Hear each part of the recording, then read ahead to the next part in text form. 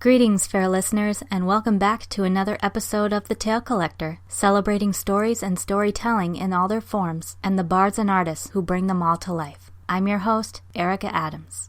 Tom Moore is the co-founder of Cartoon Saloon, an animation TV and film studio stationed in Kilkenny, Ireland. Some works from Cartoon Saloon that Americans may be familiar with include the briefly aired Cartoon Network series, Skunk Fu, and the more recent Netflix series for younger children, Puffin' Rock. Of course, the piece that really brought more attention in this part of the world was his first film, the 2009 Oscar-nominated The Secret of Kells. Those who follow this show may recall that I talked about it back in November 2015. It is still one of my all-time favorite animated films, and I am still personally disappointed that it didn't win the Academy Award for Best Animated Feature. But in any case, after seeing the artistic splendor that is The Secret of Kells, you can bet that I was most definitely psyched to see what Mr. Moore would come up with next. Here is his next masterpiece, Song of the Sea, first released in 2014 and rated PG for some mild peril, language, and pipe-smoking images.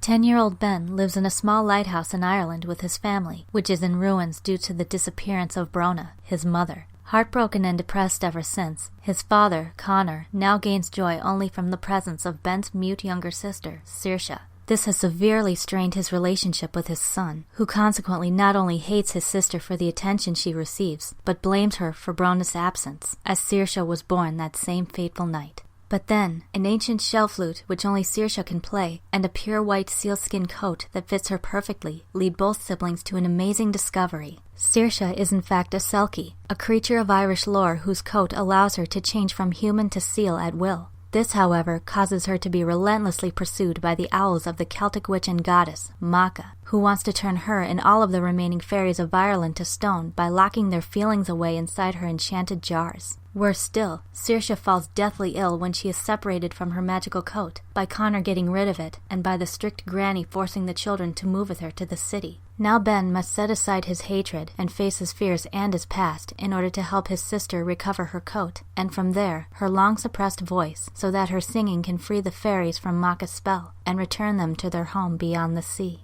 Not unlike its predecessor, this film draws heavy influence from the mythology and ancient culture of Ireland. For those unfamiliar, one of its most famous and tragic stories involves a fisherman who comes across a selkie removing her sealskin coat to enjoy a brief respite from the water in human form. Entranced by her beauty, the fisherman steals the coat and hides it, forcing the selkie to stay with him. They live peacefully and even raise a family together, until one day. Whether by the selkie herself or by one of her unsuspecting children, her coat is found where the fisherman had hidden it, whereby she promptly takes it in order to reclaim her seal form. Many versions even include a heart-rending conclusion of the selkie, watching her human children from afar as they roam the beach, wondering in vain where their mother has gone. On page 23 of the Song of the Sea art book, Moore explains the importance of preserving the old stories in contemporary times.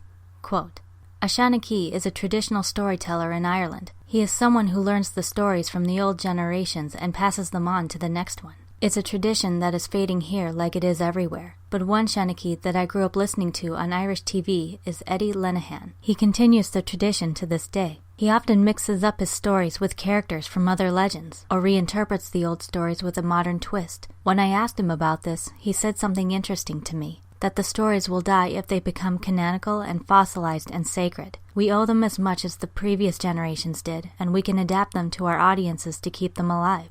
The dignity and splendor of these stories are apparent even in scenes with no words. Easily one of the best of these is when Saoirse changes into a seal for the first time. As she is led to the water by fairy lights, the other seals wait patiently for her. They greet her with some happy barks. She barks back as she dives down to join them. As the seals tenderly surround her, singing their own song, Saoirse is enveloped in a bright light, her transformation into a beautiful baby seal as graceful as her new form itself, her white coat shining like a beacon in the dark water. The other seals follow as she swims through forests of swaying kelp and ornate coral, gliding fish and blooming jellyfish, a huge and majestic whale silently hovering above them like a benevolent guardian. Now, it would be very easy to want to root for Saoirse and not her big brother in that cliched child animal good, older human bad sort of way, and not only because he is the ordinary kid in the family. Ben appears at first to be little more than a bully, not to mention a buzzkill, as he is unable to understand at first why both humans and fairies think his sister is so special. But it is grief and not spite that fuels his anger and jealousy. Saoirse is the one that fills the void in Connor's life, while Ben seems to have no such comfort to offer his father, which leaves him lonely as well, since his own longing for the one he loves goes unrequited. As a matter of fact, loss is the underlying theme that gives Song of the Sea its poignancy, the way one does or does not accept it, and the devastating effects the latter can have on one's relationships and future.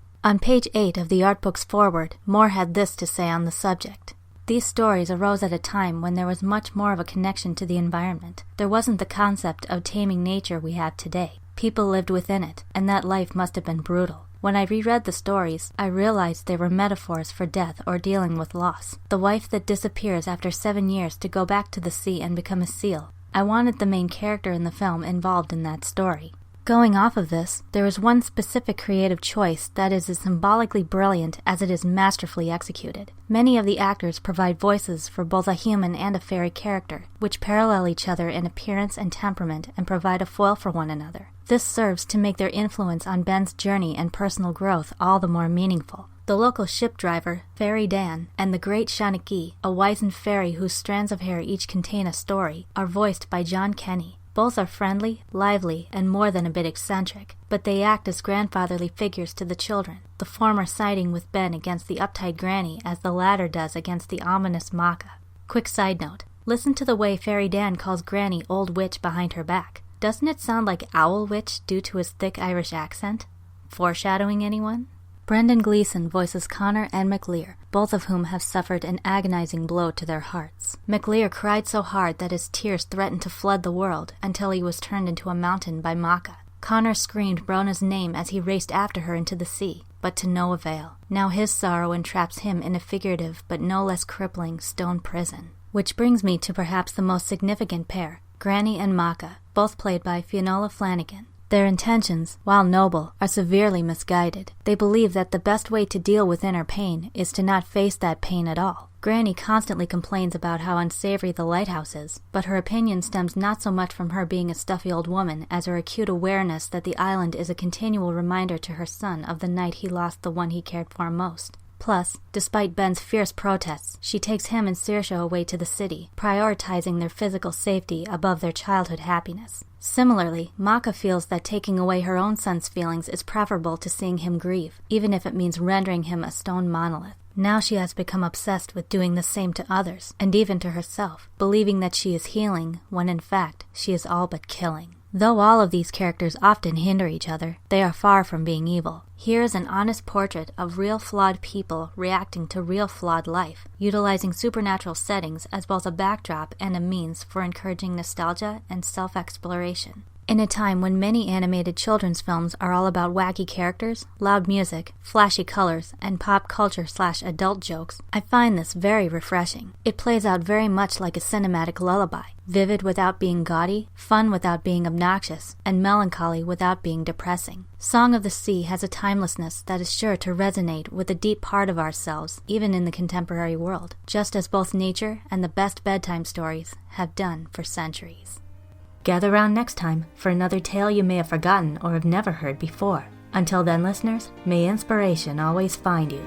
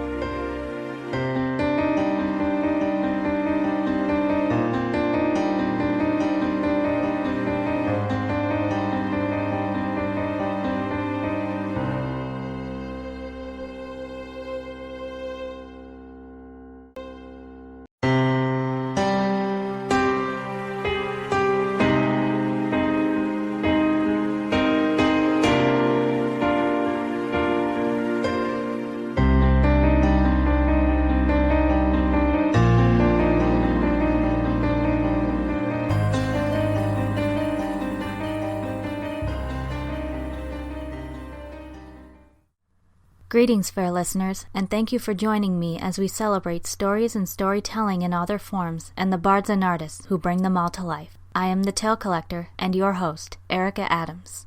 There is an annual book sale that takes place at the Duluth Public Library in the summer that I always enjoy attending at least once during the 3 to 4 days it runs. Even if I end up leaving empty-handed, and every so often I do if nothing sticks out at me, I'm still satisfied as I get the chance to reminisce about the titles that I remember from my youth while pondering on what's come out that I may have missed. I was at one such sale a few years back when my eye fell upon this book tucked upon a shelf of adult fiction. After reading the title on the spine, but before actually taking the book from the shelf, I wondered if it was some sort of metaphor, something political maybe, or relating to a war or scandal or some other piece of history that I had likely never heard of. My curiosity piqued, I pulled out the book, and my eyes widened. To my surprise, the cover art was quick to tell me that the book's title was more than a bit literal. The picture showed what appeared to be a person in a wine-red silk shirt, but this person had the head of a beautiful dog. I didn't know precisely what the breed was, but to me it looked like a Siberian husky. Needless to say, the synopsis only further guaranteed my purchase. Here is the debut of American novelist Kirsten Backus, Lives of the Monster Dogs, first published in February of 1997 and recommended for readers 17 and up.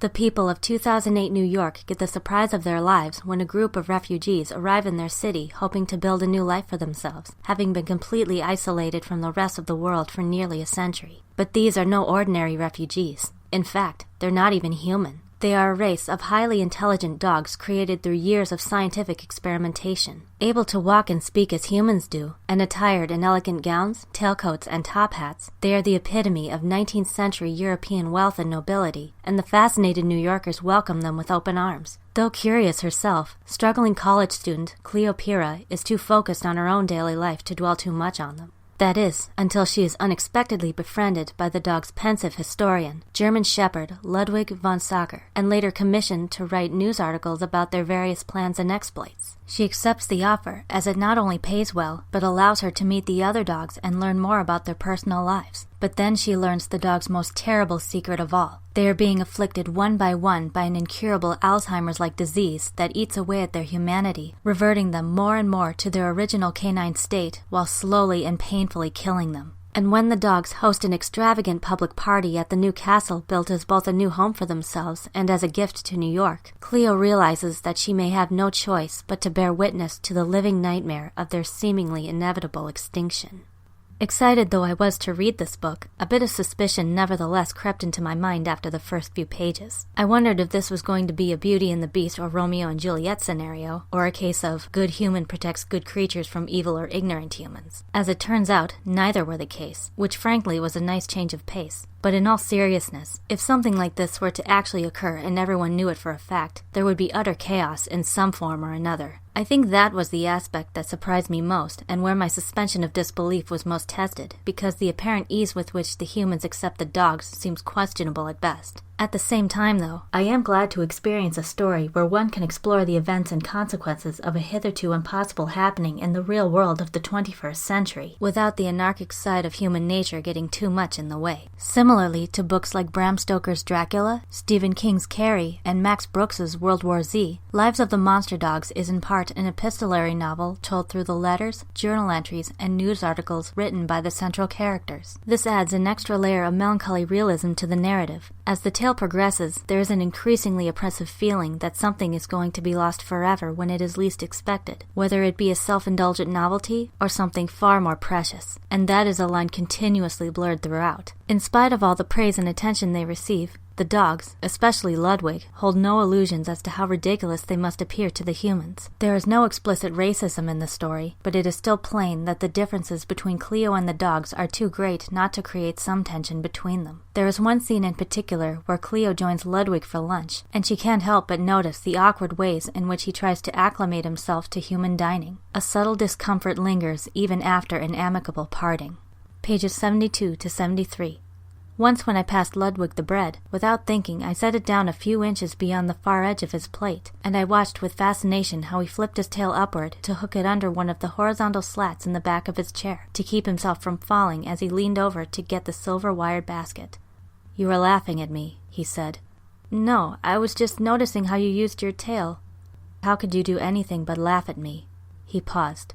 "It's all right." "But I wasn't." "Of course you were. I can imagine what I look like to you. It's awkward, and I don't do a very good job. Your world wasn't designed for dogs." "I know." "You don't know." "All right, I don't know," I said.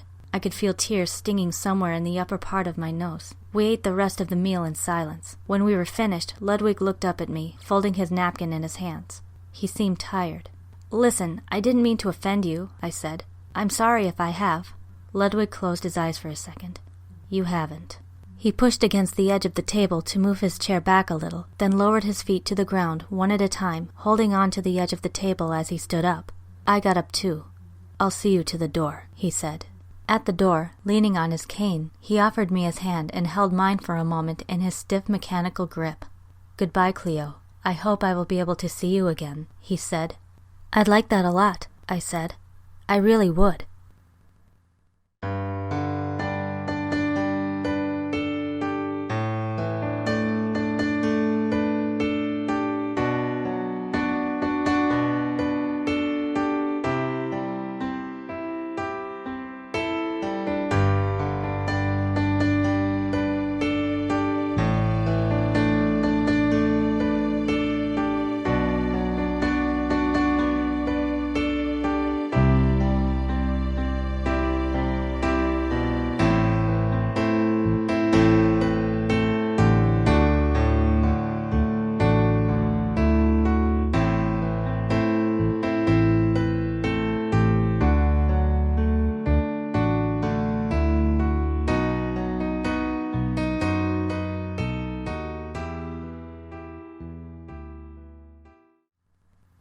I believe that Bacchus uses the very impossibility of the dogs to represent the misgiving that life itself may very well be not only pointless, but perhaps even the greatest cosmic joke ever conceived. This point of view also implants in the characters a sort of god-worshipping complex that is more than a bit unhealthy. As Ludwig fights to write down his people's history before the disease takes him entirely, his mind always returns to Augustus Rank, the human scientist who created the monster dogs. Seeing Ludwig try in vain to capture even the smallest trace of his creator reminds me of how people struggle to get in touch with God, and from there make better sense of their otherwise pitiful earthly existence, time and again without success. Pages 12 to 13. "Augustus, you were wrong. Your dogs have forgotten you." If only I could tell him. I think I could understand the history of my race. I could understand what he meant by creating us, what we are. I do feel a kind of sympathy for him. I can see that he was lonely and how much he wanted us, but I feel no real love for him, and that is what is needed to recreate him. He was able to live his whole life sustained only by hope, but I am not so perfect. Like all of us, I grew tired of waiting and wanted to make a life for myself here and now. And now the pure, clear, focused desire for him is gone. I am no longer a dog waiting by the door with one single thought in his mind. I can't reconstruct that love, that hope. The past is disintegrating. I try once again to muster the feeling, and I can't. I think my mind is wandering. It may be one of my memory lapses coming on. How unlike Augustus Rank I am, who died with pure hope on his mind. This is it. Just now a thin, involuntary whine escaped my lips, and I stopped typing to bury my nose once again among the papers on my desk, to take in the meaningless smells of Augustus, the soft, burning reek of oxidizing paper, the flat scent of photocopies, and the musty take of ferrotypes. It is really hopeless. He does not exist anymore. Since my glasses are off and I have ink stuck to my nose, my own senses are dulled too, and I can't perceive anything clearly. It seems to me that the whole world is decaying. Skipping to pages 85 through 86. I emerged from my memory lapse a few hours ago, and I cannot describe my state of mind since then. There were piles of feces in the corners of my apartment. I am half-starved. The front door and the floor beneath it are ruined with scratch marks, and the fingertips of my prosthetic hands are now tangles of tiny frayed wires and torn rubber. Several of my teeth are chipped, and my nose and tongue are bruised. Much of my furniture and all of my rugs have been torn up, and they are soaked with urine. When I emerged from this state at 1 o'clock and saw what I had done, I sat down and howled. I am a dog. God help me. There are some dogs, however, who would rather accept their death with grace and dignity, a fact that Cleo can hardly bear. In a dilemma not unlike the issue of assisted suicide, Cleo is torn between wanting to respect the dog's wishes to die as they see fit and begging them to keep fighting to live. But as this already bizarre reality she is now a part of descends into even deeper madness, she realizes that she would nevertheless do anything to protect it. Some of these selfish feelings may come from a bit of celebrity obsession to an extent, but I also think that Cleo's reflections illustrate people's tendency to cling to anything that eases any pain or emptiness they may feel, and few desires are more human than that. Pages 265 to 266. Late that night, I woke up with fur in my mouth, crying. My face was buried in Lydia's deep mane, and it was dark. She must have just curled up beside me when she'd come in. Now we lay together on the big velvet couch, and though it was warm and quiet and my cheek was pressed against Lydia's comforting fur, I felt terrible. I couldn't tell what I was crying about. It wasn't the hopelessness of all the dog situations, or the lost spirit of Rank, though that was part of it too. I felt that I had wandered out beyond the edge of a circle of light where I had always lived, onto an endless plain. Maybe all I was thinking that night, while I looked up at the red cloudy sky, wrapped up in Lydia's nightgown and crying, was that I wanted to be with the dogs, wherever they were going, even though it wasn't possible. They weren't even gone, and already I missed them so much that my whole body ached. The raw pain of having joints and muscles and organs, the uncushioned feeling of living, without hope or love, my throbbing heart, it all hurt so much. I just didn't want to be in the world without them.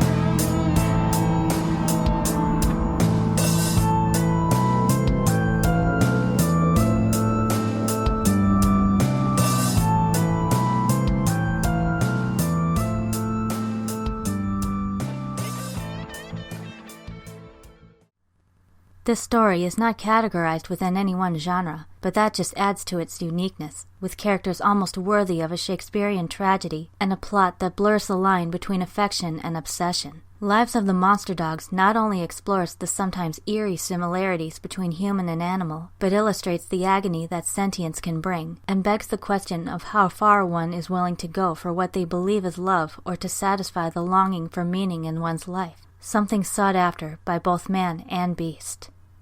Gather round next time for another tale you may have forgotten or have never heard before. Until then, listeners, may inspiration always find you.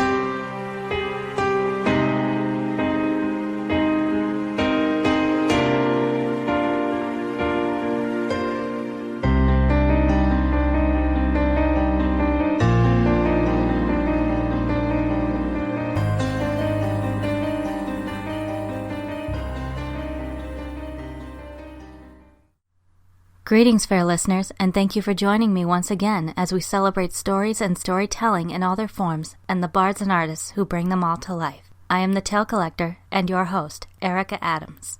This may come as no surprise, but I was one of the many kids in the late 90s and early 2000s that faithfully watched the Cartoon Network block known as Toonami. Some of my fondest childhood memories include the times my sister and I would come home after school and immerse ourselves in the action and humor of such classic anime as Voltron, Sailor Moon, Yu Yu Hakusho, Tenchi Muyo, and of course, the Dragon Ball franchise. Another reason I enjoyed the block is that sometimes, in between shows and commercials, Toonami would show a quick review of a newly released video game. That's how I found the first game of this series, and I think I can honestly say that it is one of the few that I've bought almost completely blind. The TV review gave an extremely brief synopsis and showed less than a minute's worth of footage, but aside from the bright colors, random visuals, and downright weird gameplay, I was thinking, cutest main character ever.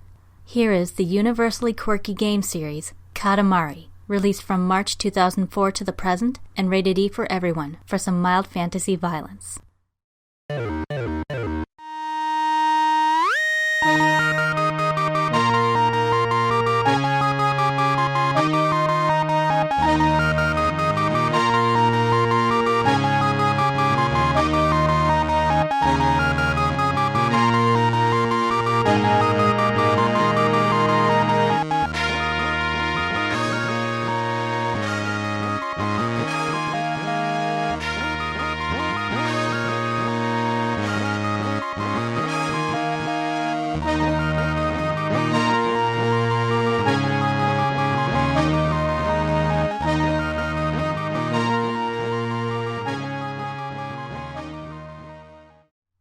As of 2017, the main collection is comprised of 6 games plus some spin-offs, but I will be referring to just the first 2 since they were the ones I grew up with. The word Katamari translates in English to mass, cluster, or clump. The first game, Katamari Damacy, roughly means clump of souls. Why? It all begins when the king of all cosmos has a little too much fun one night. His mind swimming in a drunken stupor as he soars with unabashed glee across the sky. He crashes into and knocks out every star in the universe as if they were light bulbs. On top of that, he even obliterates the moon. After finally sobering up and seeing the colossal mess he's made, the king vows to take responsibility for his actions by charging his son, the prince, to fix the problem. As the prince, the player is ordered to take a highly adhesive ball called a Katamari down to earth and roll up literally every single thing that he can find until the Katamari is one giant ball of stuff. The king can then turn these balls of stuff into new stars and thereby restore the light in the heavens, taking the credit for himself, of course. A side story focuses on the Hoshino family on Earth, with the children noticing the subtle and not so subtle evidence of the prince's work, while the parents remain densely unaware. In the aptly entitled sequel, We Love Katamari, the king has become so popular following the events of the first game that he orders the prince to appease his fans by rolling up Katamaris with whatever they request, however they request it, no matter how ridiculous or stupid it sounds. In another side story, players witness the untold history of the king, presented with all the melodramatic cliches of a, quote, classic coming-of-age tale. The series was developed by Namco, the company behind the 80s classic Pac-Man. And like Pac-Man, according to lead developer Keita Takahashi, Katamari was made with 4 key elements in mind: novelty, ease of understanding, enjoyment, and humor. The end result has all of these in spades. Here is a quote from the first game's back cover. Play is controlled with the analog sticks, with no buttons to press or combos to cause distress. I've always found the phrasing of this statement both amusing and fascinating. There are many who avoid video games due to the intricacies of controller coordination. I can certainly imagine how this would be difficult for those who didn't grow up playing video games and get the necessary practice on the controller. These games, however, are meant to be highly user-friendly without easing up on the challenge. As the levels and overall games progress, you use increasingly larger Katamaris in order to roll up increasingly larger objects, from tiny things like thumbtacks, erasers, and silverware, to small animals like mice, cats, and dogs, to larger objects and creatures like furniture, livestock, and people, to huge objects like buildings and islands. The general objective of most levels is to get your Katamari to a designated diameter within a given time limit. Other levels may have different objectives, like rolling up a great amount of a particular object, or bringing your enlarged Katamari to a specified location in the level before time runs out. I especially like the fact that even if the tiny prince is invisible next to a comparatively large Katamari, an image of the prince is always shown in the lower right corner of the screen, moving according to the Katamari's maneuvering. Here, we can really appreciate what a little trooper he is by the way he runs as if in a marathon, moves sideways with arms outstretched like a traffic cop or construction worker, or nearly drops to his knees when slowing a speeding Katamari down, his adorably determined face scrunched up in red as he strains under the effort. Now, I'm sure at this point many of you are thinking that age-old question, what were they smoking? But just you wait, it gets better. The king of all cosmos looks like a stereotypically gay version of the Burger King mascot, a muscular, cleft-chin humanoid with a gold crown, purple tights, and a large Elizabethan collar, as well as, like all his kind, a vibrant cylinder-shaped head. A major show-off and a hero in his own mind, he is also unbelievably passive-aggressive toward his son, always lamenting about his puny size of 5 centimeters. No, seriously, the prince is only 5 centimeters tall, and supposed lack of sense compared to the king's own. Moreover, and again, I'm not kidding here, the king's in-game speaking voice is the scratching sound of a DJ's record, but you wouldn't know from that his dialogue consists mostly of just over-the-top ranting. Here are some of the king's lines to the prince, preceding the first level of Game 1. Here we are, Earth, full of things as usual. Ack! So small. You're as small as ever. We didn't notice, not one jot, what with the stars and all. What is that? That body? That physique? Could you really be our son? Aha! I've got it. Build yourself up while you roll the Katamari. Work out and get bigger. Yes, indeed. Don't presume to take the escalator up to the throne just because you're the prince. Ooh! Tangent. But the prince isn't entirely alone. He also has cousins, the number of which keeps increasing with each game, not unlike the species of another Japanese game franchise I could name. Like the king, they speak in noises rather than words, these sounding like bits of alien gibberish spoken in severely distorted chipmunk voices. Though they all share the same basic size and cuteness as the prince, each have different shapes, colorings, and personalities. And like any other collected objects, once the cousins have been rolled up in a Katamari, yes, you can do that, and I swear that in itself is a major treat. The player can access the collection menu and read their descriptions, made all the funnier because they are in the king's own words and their supposed interests and quirks have next to nothing to do with the game proper. Just to name a few of my favorites, there's the prince, of course, with a solid green body and purple legs. According to the king, the prince is growing stronger and more mature every day. Still very small, though. There's Lalala, said to be naked due to her solid tanned flesh color. A true free spirit, hating even the confines of clothing. Some call it exhibitionism. Dip, black but covered in flashing strobe lights. A cousin who sparkles a lot and gets carried away with things. We wish he knew the difference between sticking out and just being a nuisance. Opio, chronically mummified in bandages and a leg cast. He looks ill all the time, but contrary to his sickly appearance, he has an intense vitality. Miso, red with a bowl-shaped head which is empty in Game 1, but filled with soup in Game 2. A cousin with a smell we find very relaxing. She isn't very good at strenuous exercise, though. Kineko, basically a mushroom with limbs. A slightly annoying second cousin who kicks up lots of dust whenever she moves, so she doesn't move much, out of courtesy. Twinkle, very pointy due to his star-shaped figure. A second cousin who damages things just by walking around, including himself, but he's still a nice guy. And Natsuo, who looks like a blue-striped peanut. This second cousin's hands could never ever reach his face. We wonder how he eats his food. Ironically, the cosmic beings are pretty natural-looking compared to the Lego-like creatures of Earth. Their bodies sharply angular, their heads like cubes with creepy doll-like faces painted on them. One of the few times they really show any life is when they run away, screaming in terror, before a massive Katamari charges at them like a hilariously bad B-movie monster. And all of this seen and done to a soundtrack that's as nonsensical, disjointed, and kaleidoscopic as everything else in the game. There's the smooth Sinatra-esque Que Sera Sera, the frantic ecstasy of Katamari Mambo, the calm innocent charm of Cherry Tree Times, the head-banging joy of Everlasting Love, the wistful and surprisingly somber-sounding Blue Orb, and whatever the heck Kuru Kuru Rock is. This is without a doubt one of the most absurd pieces of fiction of any media ever conceived, never mind that I personally have ever seen. But that's what makes them such feel-good games. Addictive, charming, and almost guaranteed to put a smile on the faces of players and observers alike. Whether you consider it the acid trip it appears to be, or simply a refreshing change from the American norm of interactive experiences. As for me, I think Katamari is living proof of how in art and storytelling it is sometimes better to ask, why not, rather than, why? Gather round next time for another tale you may have forgotten or have never heard before. Until then, listeners, may inspiration always find you.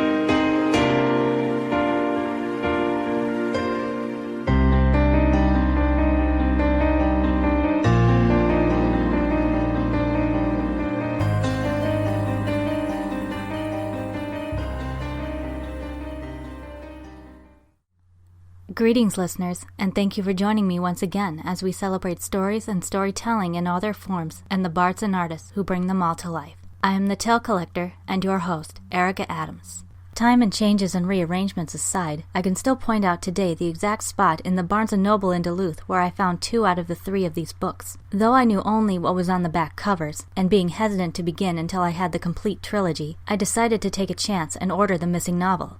The result? I became so absorbed in the insanely fast pace and adrenaline-fueled suspense of the story that soon after I started, I actually stayed up until 3 a.m. just to finish the second book. Much as I love to read, an occurrence like that was extremely rare for me even when I was a teenager. I still thank heaven that I didn't have either school or work the next day. I present to you Stephen Cole's The Wereling Trilogy, comprised of Wounded, Prey, and Resurrection, first published between 2003 and 2004, and strongly recommended for readers 16 and up. Monster!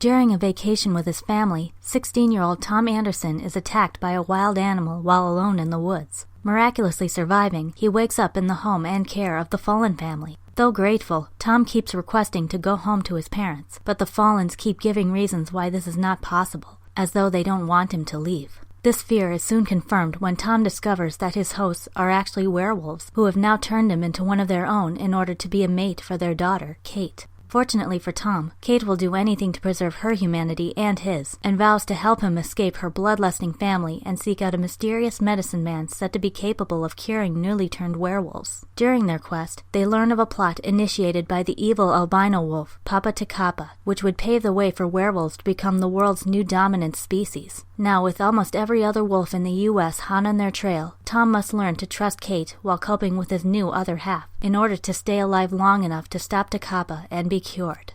Stories like this tend to be hit or miss for me because, let's face it, in fiction these days, legendary creatures in the modern world are a dime a dozen. But Cole makes his werewolves particularly interesting by a seemingly unrelated element: science. Part of what made the original Dracula so fascinating is that bodily filth and disease, devastatingly rampant in the 19th century, were the metaphorical basis for the vampire and the process by which one succumbs to vampirism. Likewise, in a time and universe in which science is most often preferred over myth, lycanthropy, or werewolfism, is also treated much more like a sickness than a supernatural power. In many Western mythologies, wolves often represent greed, destructiveness, and of course, lust. According to Cole's mythos, it is only by mating with a male werewolf that a pureblood female will ever become a wolf herself. I found this idea especially unique, and not only as a refreshing plot device. Kate, a teen now of breeding age, is deathly afraid that, should her own inner wolf ever awaken, she will become a mindless killer just like her mother. More on her later. But the dread goes deeper than that. It would be like being invaded twofold: infection and rape, a heinous experience that she might possibly find herself enjoying, but would afterward make her feel forever unclean and unredeemable. Pages 2 through 4 of Wounded. Kate laughs feverishly as her bones begin to shift. Muscles tear and ripple. Teeth twist into spikes. Silken hair sprouts from every sweating pore. Her heart beats sure and strong. Soon she is bounding over rich-smelling earth. At last she feels alive, feels she belongs. She catches the sharp smell of a frightened animal close by. She slips through undergrowth toward it. A deer, startled, bursts from its hiding place and starts to bolt. She matches it for pace, watches it swerve and dance with fear. Finally, she tires of the chase and slams the animal to the ground. Her claws tear into the deer's flank. Her jaws close around its throat, sharp teeth piercing the downy neck. Blood floods over her lips. It's everywhere, sweet and sticky. She is bathed in it. Exultant, she raises her head and howls her thanks to the moon.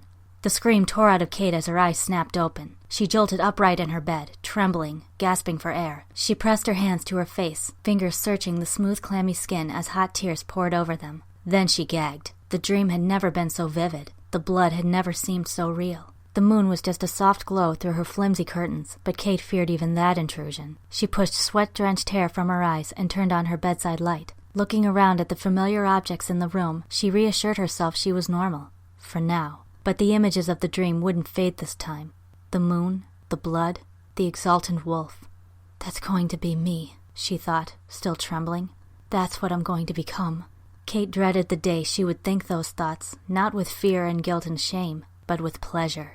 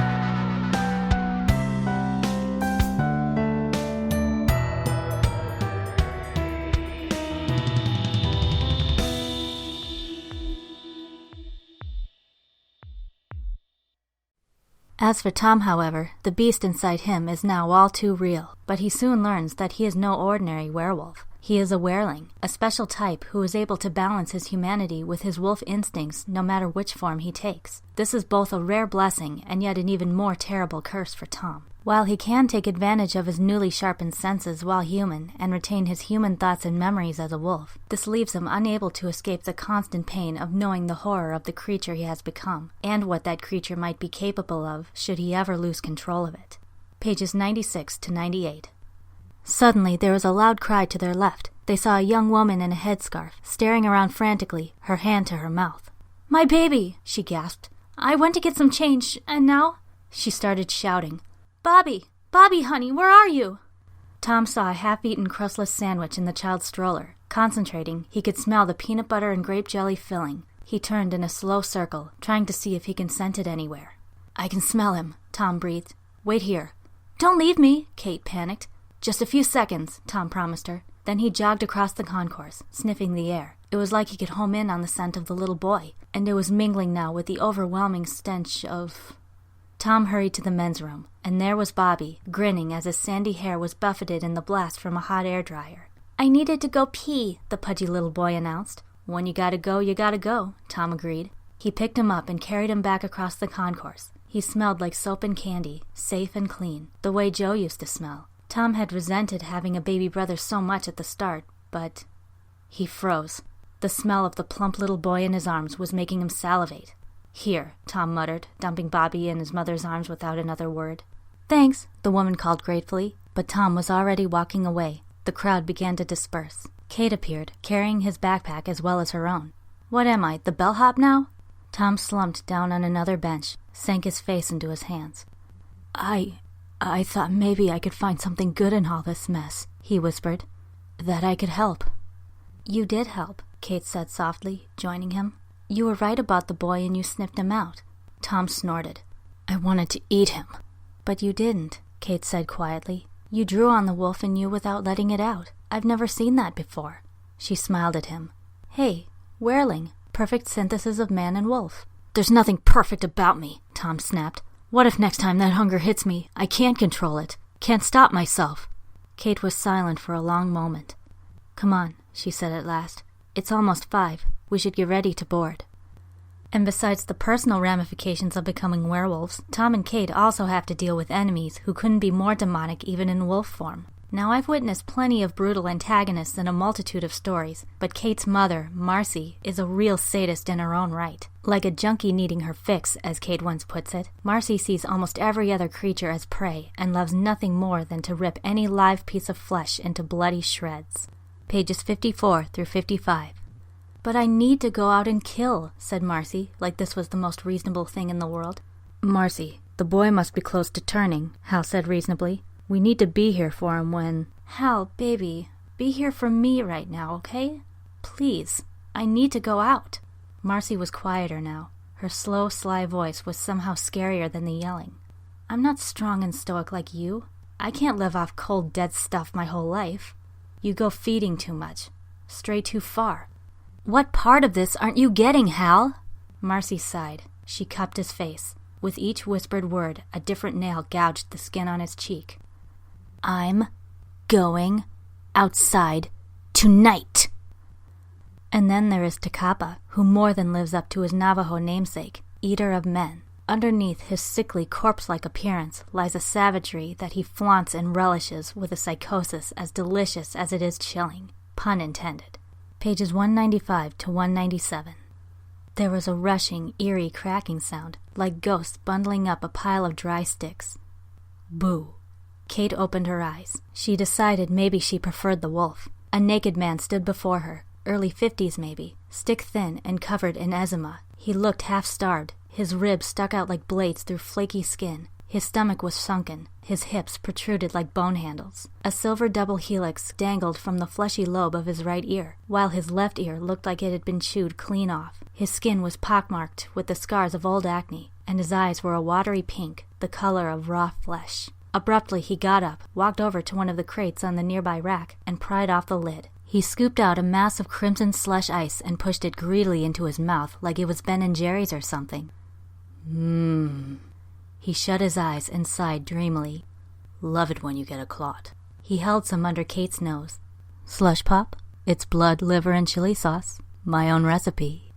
Between the awesome characters, both good and evil, and the intense plot twists, I found myself holding my breath more than once while trembling with excitement. During the numerous times a main character was captured, tortured, or in a fight, I kept asking myself, how the H are they going to get out of this mess?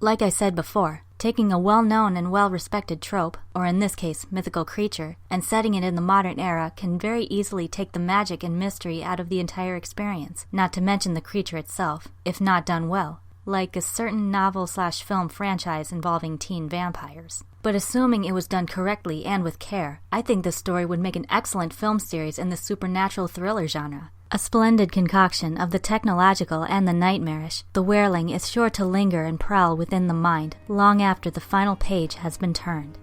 Gather round next time for another tale you may have forgotten or have never heard before. Until then, listeners, may inspiration always find you.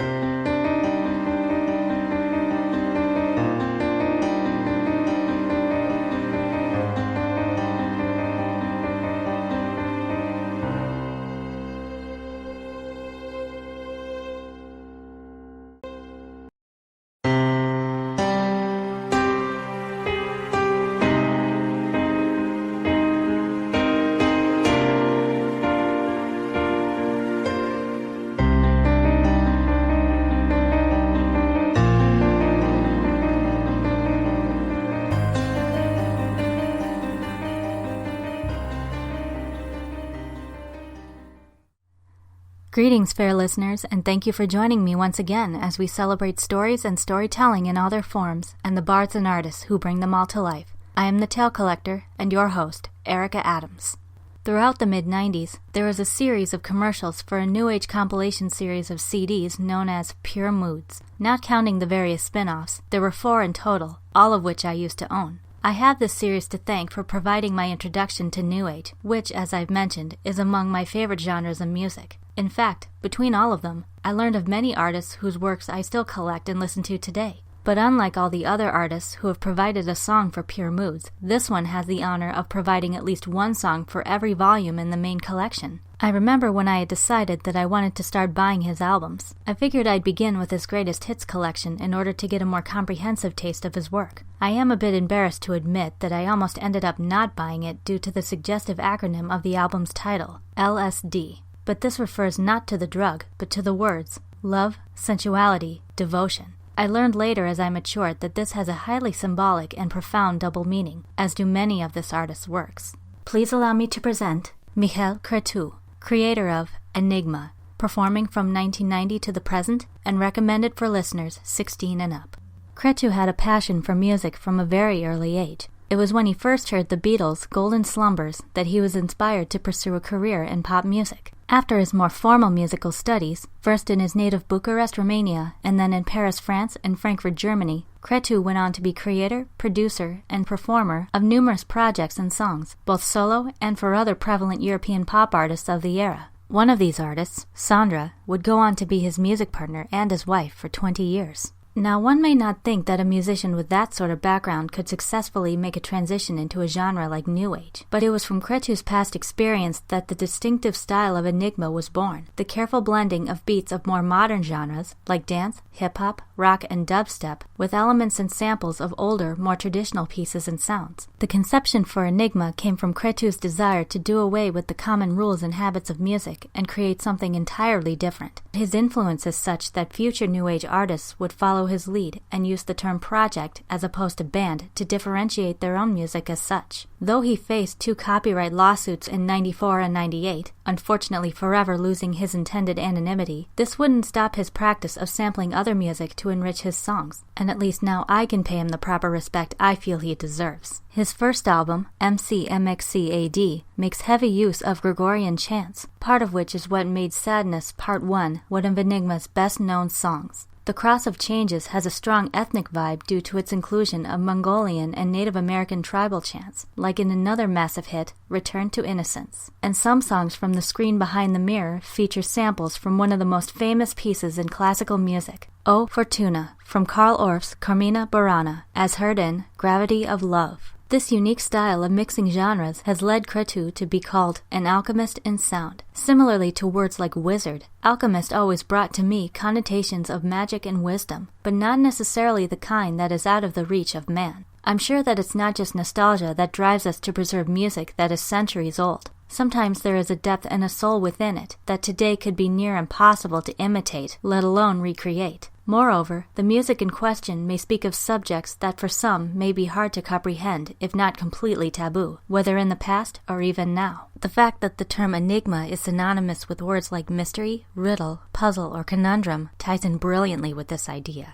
I think this is also why Enigma has such a vibe of intimacy to it as well. Some of Enigma's songs are intimate in the more erotic sense, not in the deliberately controversial way of, say, Nine Inch Nails' Closer, mind you, but some titles alone, like Principles of Lust, Smell of Desire, and Hell's Heaven, suggest music that I could understand adult listeners actually making love to. Another kind of intimacy that I see and hear comes from the representation of anything and everything that we as a sentient species have ever felt or achieved. Just like the music, much of the cover and booklet art for Enigma's albums has sampled, reworked, or has taken inspiration from significant artistic or scholarly works. For instance, on the cover of the Platinum Collection is Da Vinci's famous 1489 painting, Lady with an Ermine. Human bodies overlaid with detailed textbook sketches of both pieces of machinery and numbered anatomical parts make up the cover of Le Roi est mort, vive le roi. A posteriori, inspired by the documented future Andromeda Milky Way galaxy collision, is presented with the calculated symmetry of a cartographer's map.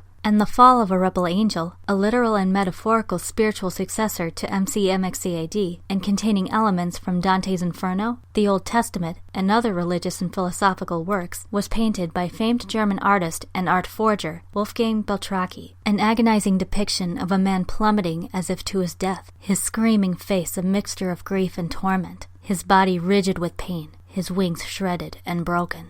If 2002 was dreamlike in the sense of fairy tales and lullabies, and Amethystium was dreamlike in the sense of nature and darkness, then Enigma is so in the sense of humanity in all of its physical and emotional extremes. And therein lies the true strength of Cretu's musical vision. It's almost as if, through Enigma, he is implying that there is little difference between what separates us from animals and what makes us animals. Our greatest noble and intellectual achievements, art, religion, science, politics, philosophy, intertwined with our most primitive drives and instincts: hunger, fear, lust, hate, ecstasy. Gather round next time for another tale you may have forgotten or have never heard before. Until then, listeners, may inspiration always find you.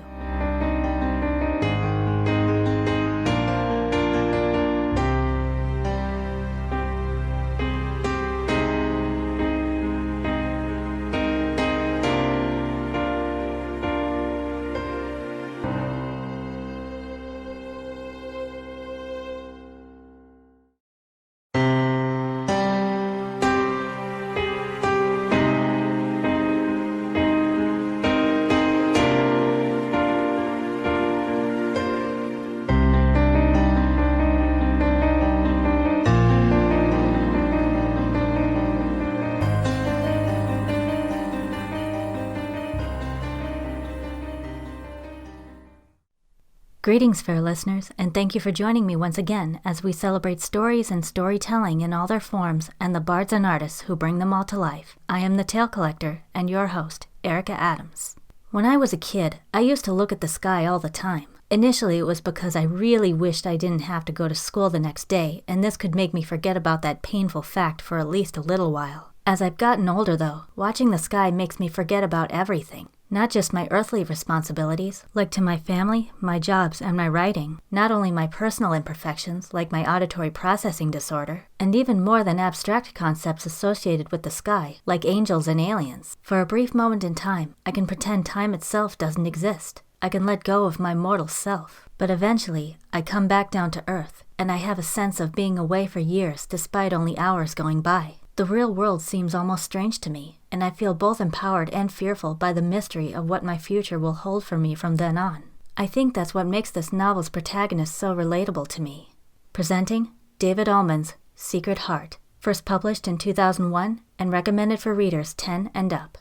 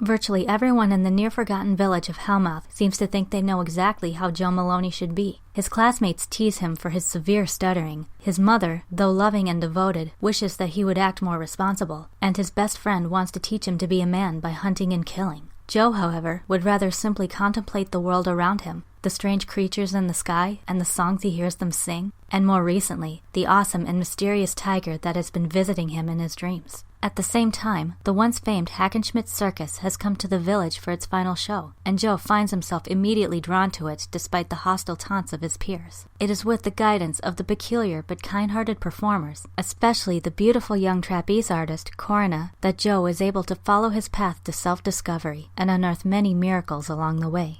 Granted, I first read this book at a much younger age, but to be honest, I initially wasn't sure what to make of it. From the synopsis alone, I couldn't tell either the central conflict or the characters' goals, and plot-wise it was unlike anything I had read before. In retrospect, I think it reads more like a poem, a story that is not so much a story, but an experience. There is a deep sense of sadness that permeates throughout, as though due to a hopelessness or a longing for something that could never be, even though nothing particularly bad has happened. But feelings, or a lack of them, don't always need justification or explanation in order to manifest themselves. In some ways, Joe seems just as spiritually lost. He doesn't seem to know for certain what he wants out of life, nor does he have any particular fears or regrets. But what sets him apart is that he sees so much more than beauty where others see ugliness or triviality, though what that so much more may be isn't always clear, even if readers are being told what Joe is seeing. In fact, the writing seems to deliberately make it vague as to where real life ends and the supernatural, if it exists here, begins. There were some parts, for instance, when I couldn't really tell whether Joe is truly seeing entities from another reality due to a genuine magical gift, or he is simply daydreaming, creating his own reality within his mind based on how he sees, or would like to see, the world around him.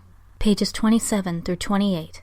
Soon Joe's body began to twitch. He rolled from side to side. The distant tiny skylarks yelled. He opened his eyes, and the sky was filled with them. They darkened the sky from horizon to horizon, a storm of trembling black specks that sang in the vast blue space between the village and the sun. Above the crags, the peculiar winged beasts wheeled across the sky.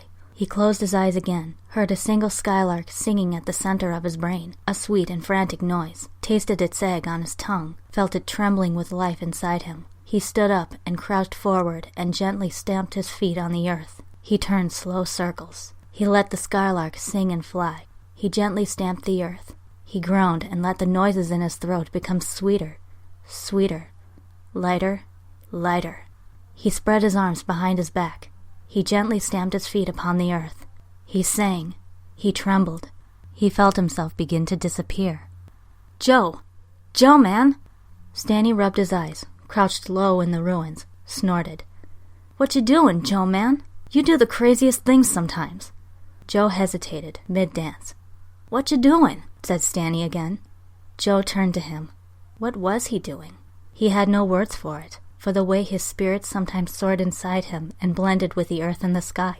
He had no words for the way his body trembled and seethed with such excitement. Just this, he muttered. He closed his eyes, turned a circle, opened his eyes again.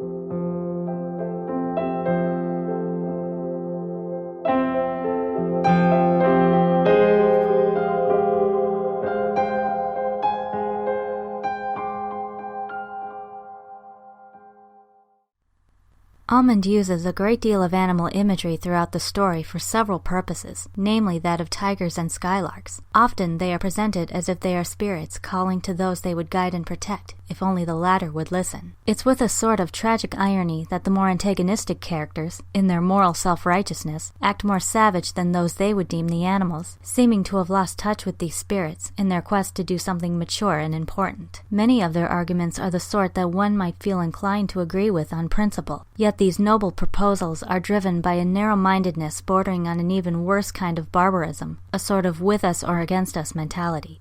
Pages 42 through 43. Let me introduce our Mr. Maloney, Bleak Winters told the class. And Mr. Maloney, let me introduce some of your fellow pupils from Hangers High.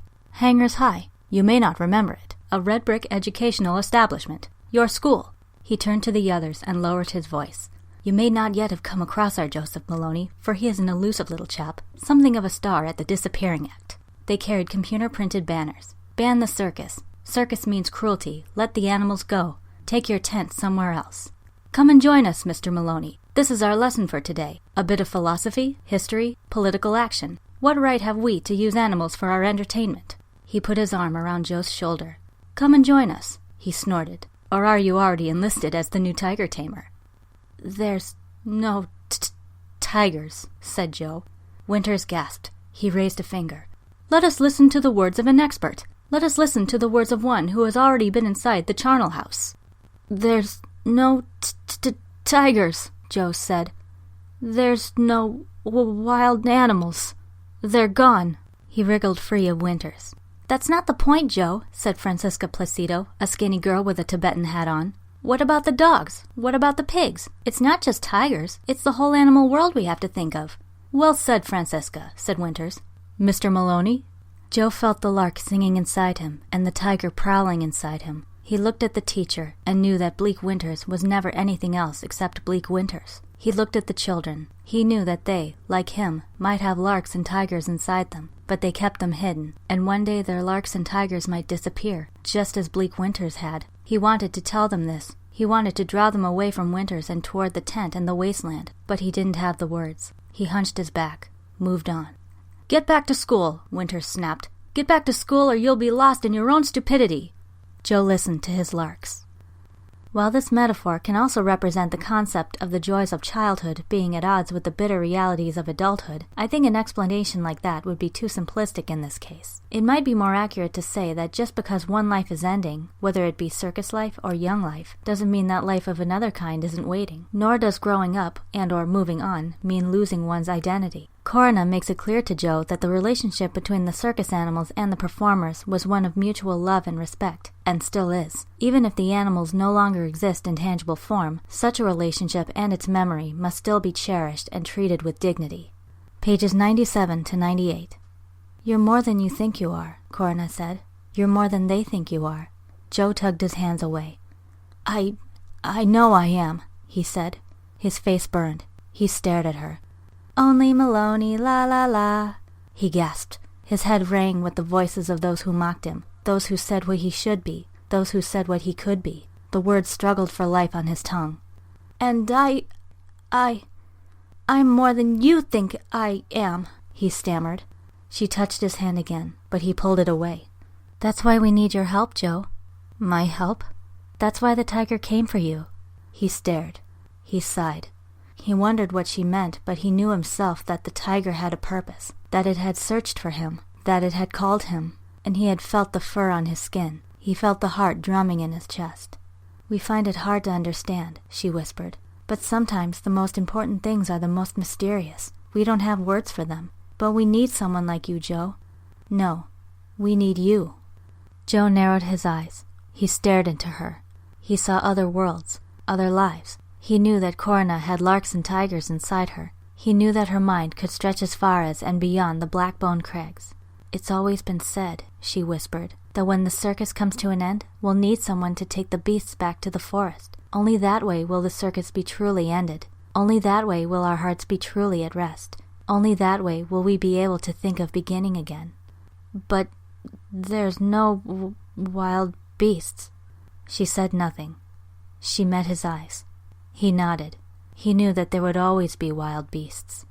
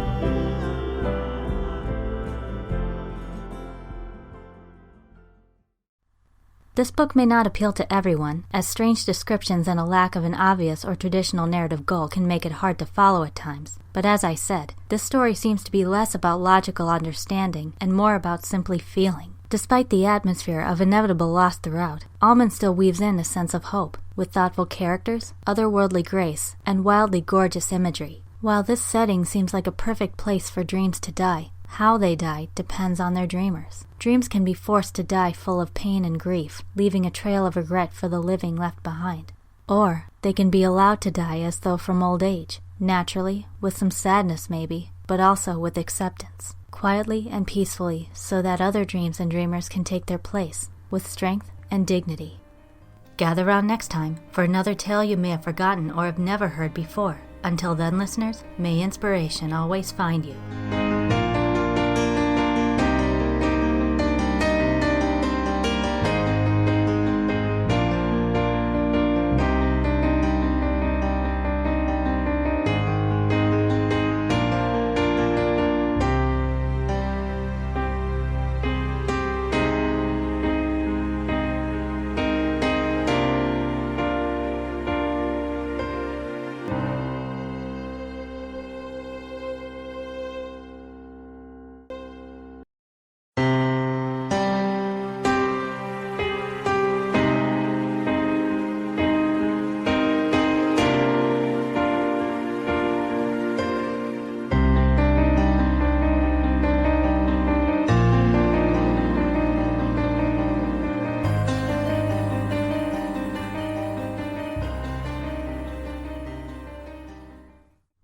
Greetings, fair listeners, and thank you for joining me once again as we celebrate stories and storytelling in all their forms, and the bards and artists who bring them all to life. I am the Tale Collector and your host, Erica Adams. Have you ever come across one of those pieces of art that seems so strange on the surface that it unnerves you in a way that you can't even name? Not nightmare-inducing scary, but just daunting somehow? I was once wandering through the anime section at Best Buy when my eye fell upon a single DVD. For the first 2 milliseconds, all my brain could perceive was a splotchy mess of color. 2 steps and a proper view later, oh, that's a person I'm looking at. Okay then. Still, I felt intimidated enough to move on and all but forget the title, until I saw it appear as an honorable mention on WatchMojo.com's list of the top 10 beautiful anime. Being more experienced in strange art and stories by this time, I decided to revisit it. Let's just say that the phrase better late than never would be a massive understatement. Here's the story of Mononoke, airing from July to September of 2007, and strongly recommended for viewers 17 and up.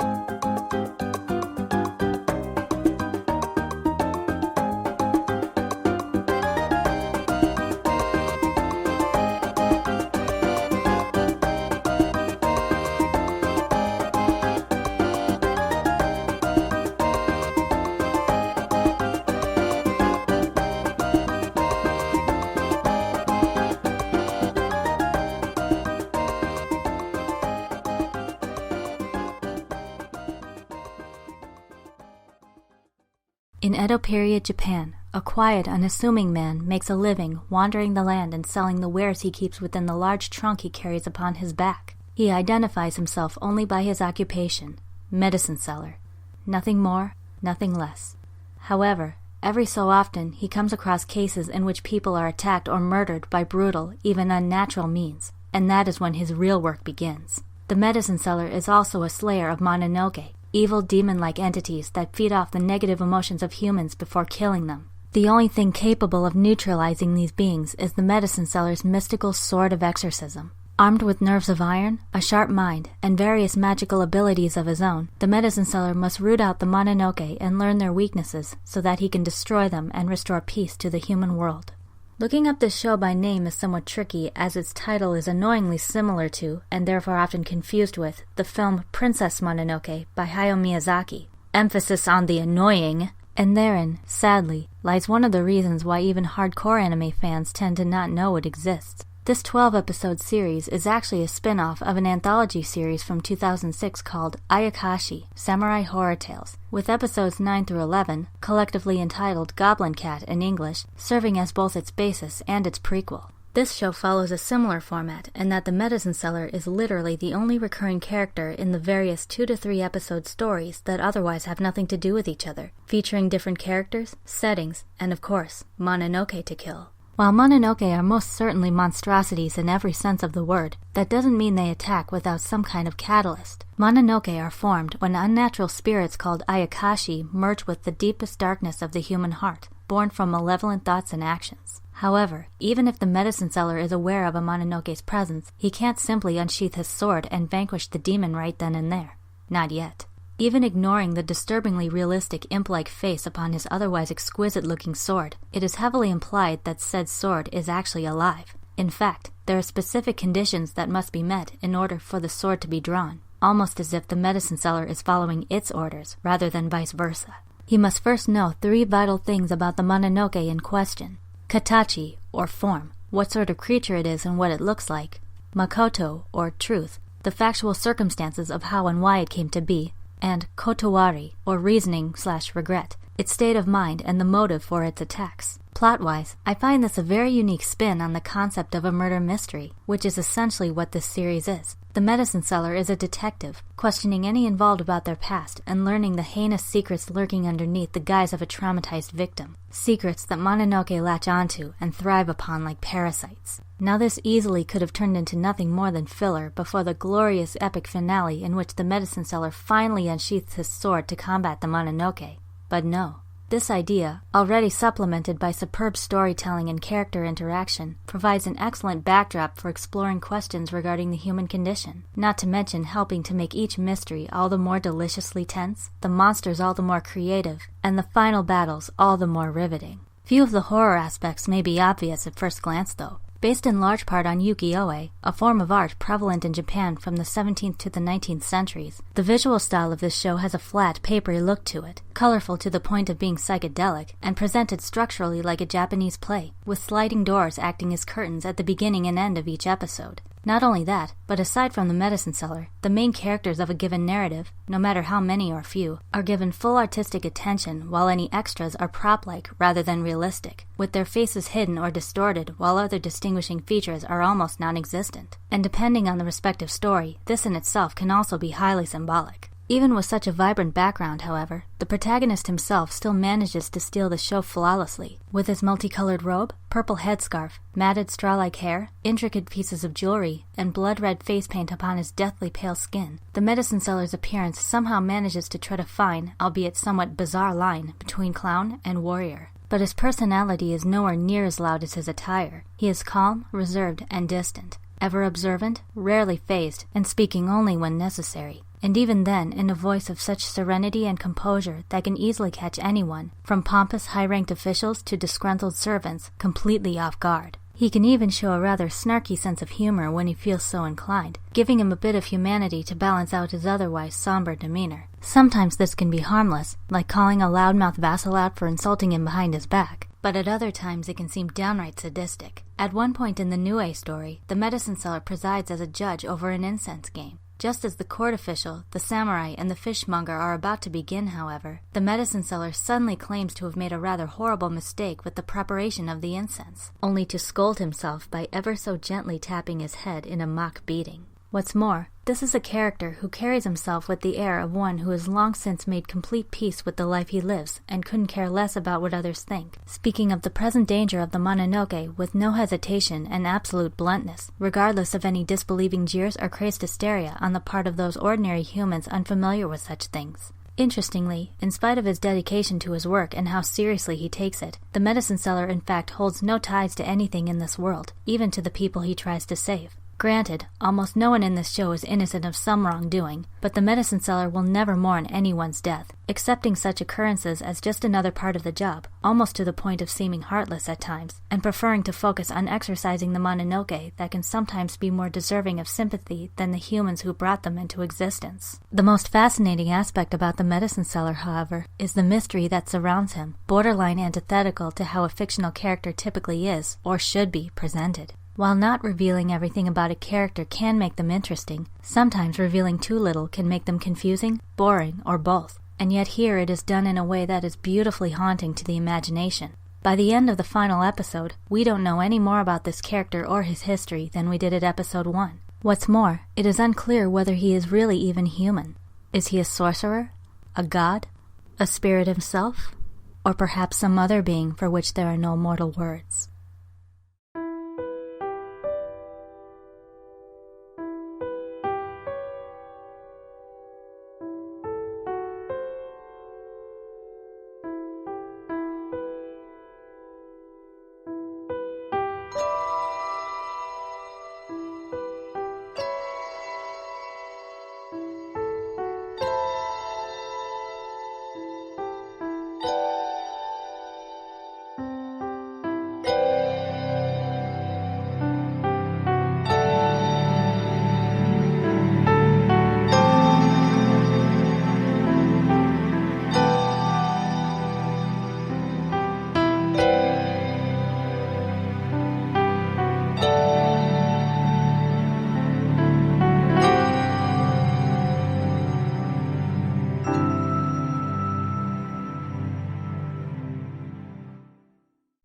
Just as it initially did with me, this show might put some people off due to its rather extreme visuals as well as its genuinely disturbing and violent content. But with a variety of intense and provocative stories to go with an animation style that's mind-blowingly gorgeous even by anime standards, Mononoke definitely deserves more attention than it gets. It can often be well worth the experience if a story and its presentation challenges an opinion or perception one has. some personal truth that one has come to believe, should one wish to explore more deeply.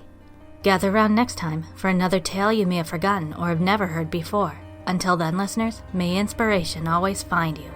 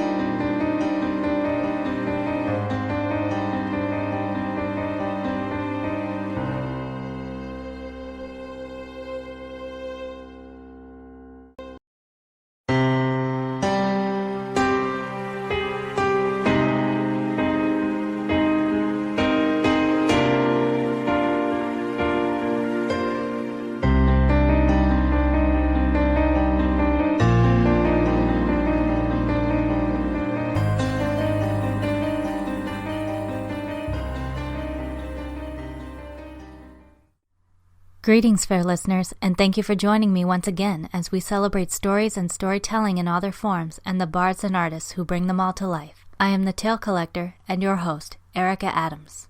My family and I once went to a public summer barbecue where I was introduced to a couple who are close friends of my parents. I also met their son, who is about my age. We were quick to learn our mutual love of video games, and it wasn't long before we were planning game nights at each other's houses, immersing ourselves in various virtual worlds while feasting on tacos and cookies. He was the one who introduced me to the scientific and hilarious world of the Portal series, and it was such a treat for me to introduce him to the beautifully grim domain that is Limbo.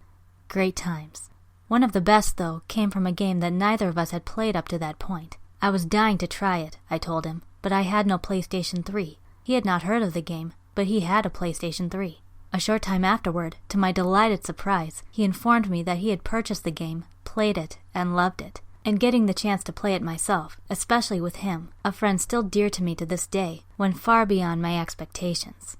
Come now and enter the transcendent world of Journey, released in March of 2012 and rated E for everyone for some mild fantasy violence.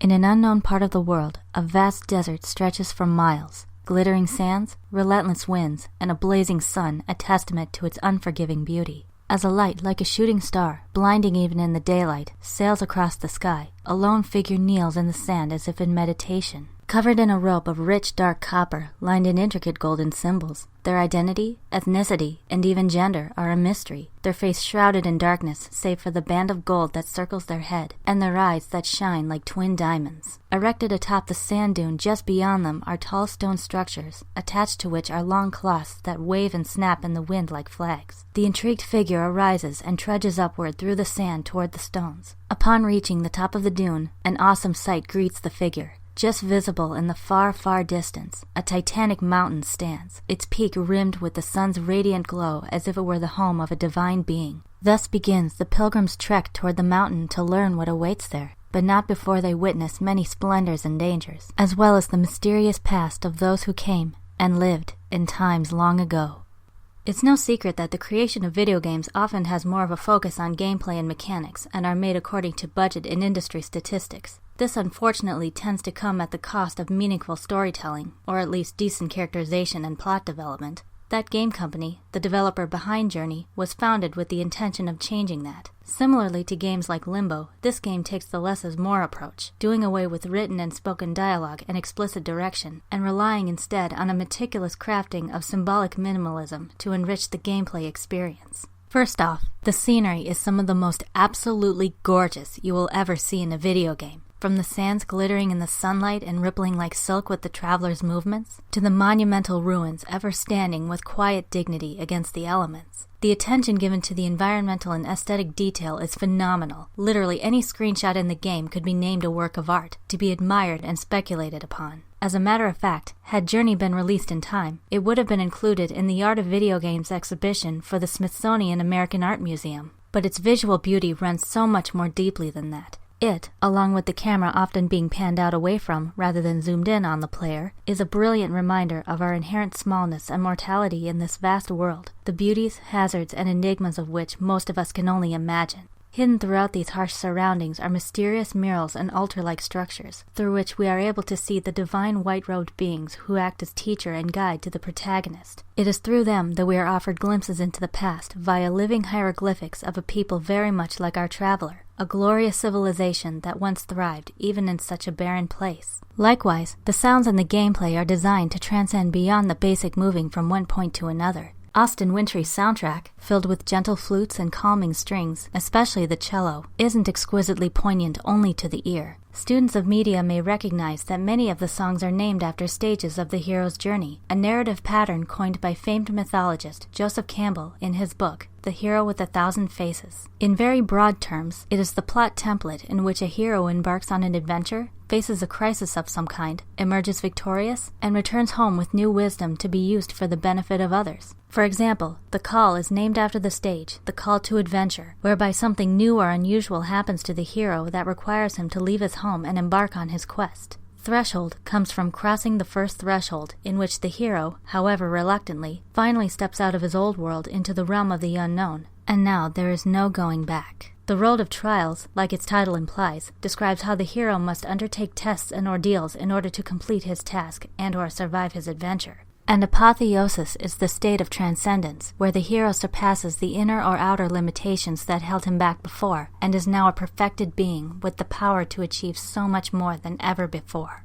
Also a joy to witness are the player's abilities. The traveler is endowed with a beautiful scarf that enables flight. It starts off short, but grows longer as more magic is collected via glowing sigils. The longer and more magically charged the scarf, the farther and longer you are able to fly, allowing for more exploration and viewing of the mesmerizing landscape. The traveler's other power is the ability to emit a sort of musical chime. This allows more than just interaction for the sake of progression. More to the point of the game, it's the player's primary form of communication. Among the first beings you encounter are strange sentient strips of cloth, the same design as the traveler's scarf. As friendly as they are stunning, there are many types of these cloth creatures to be found throughout the ruins of this world. Animalistic in their sounds and behavior, the smallest and most basic in shape may fly together in flocks or simply glide where they please, warbling and trilling like birds, while other more elaborately shaped ones may float and ripple like jellyfish or soar with the gentle majesty of whales. These creatures not only assist the traveler by recharging the magic scarf, but they help to alleviate the solitude and loneliness of the player's passage. And speaking of making new friends, online, a player may meet another player, another traveler, in real time. They are completely free to choose whether to continue the trek together or to leave each other to do as they see fit. But the online gameplay of Journey offers something particularly special. In virtually any multiplayer game one can name, players are able and even required to speak to one another, whether verbally or in writing, and players' avatars are distinguished by their names, appearances, attacks, abilities, and personalities, all of which are on display for everyone to see.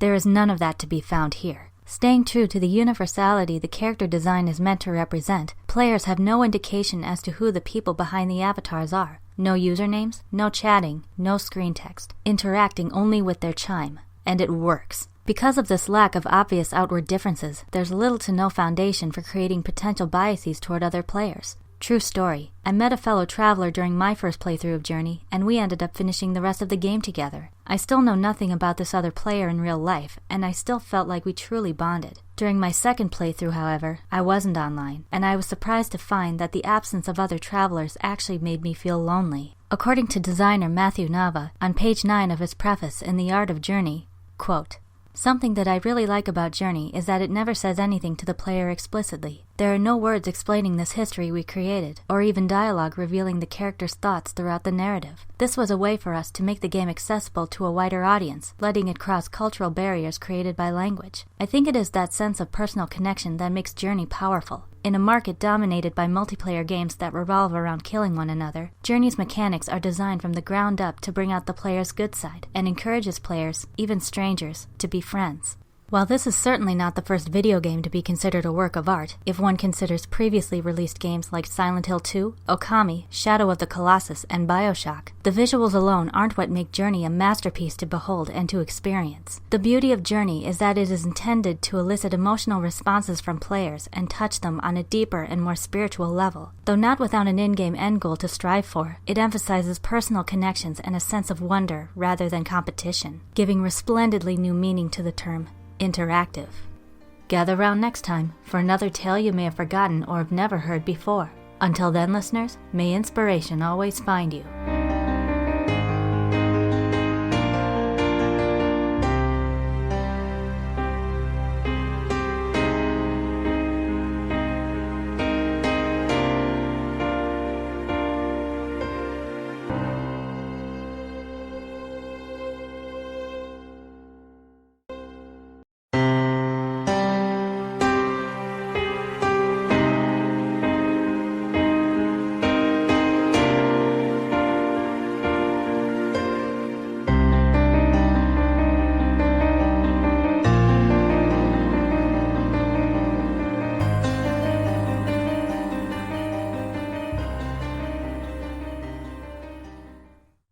Greetings, fair listeners, and thank you for joining me once again as we celebrate stories and storytelling in all their forms and the bards and artists who bring them all to life. I am the Tale Collector and your host, Erica Adams.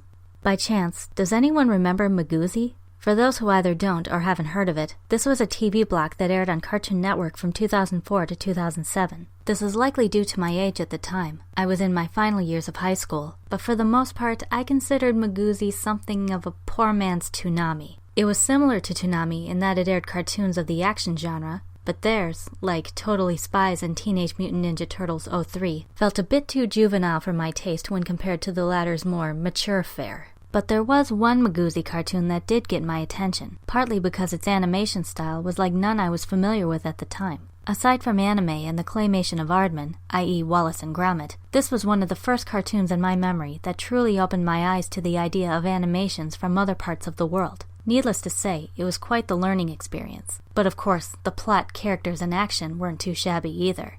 It's time to enter in Code Lyoko, first airing September 2003 to November 2007, and recommended for viewers 8 and up.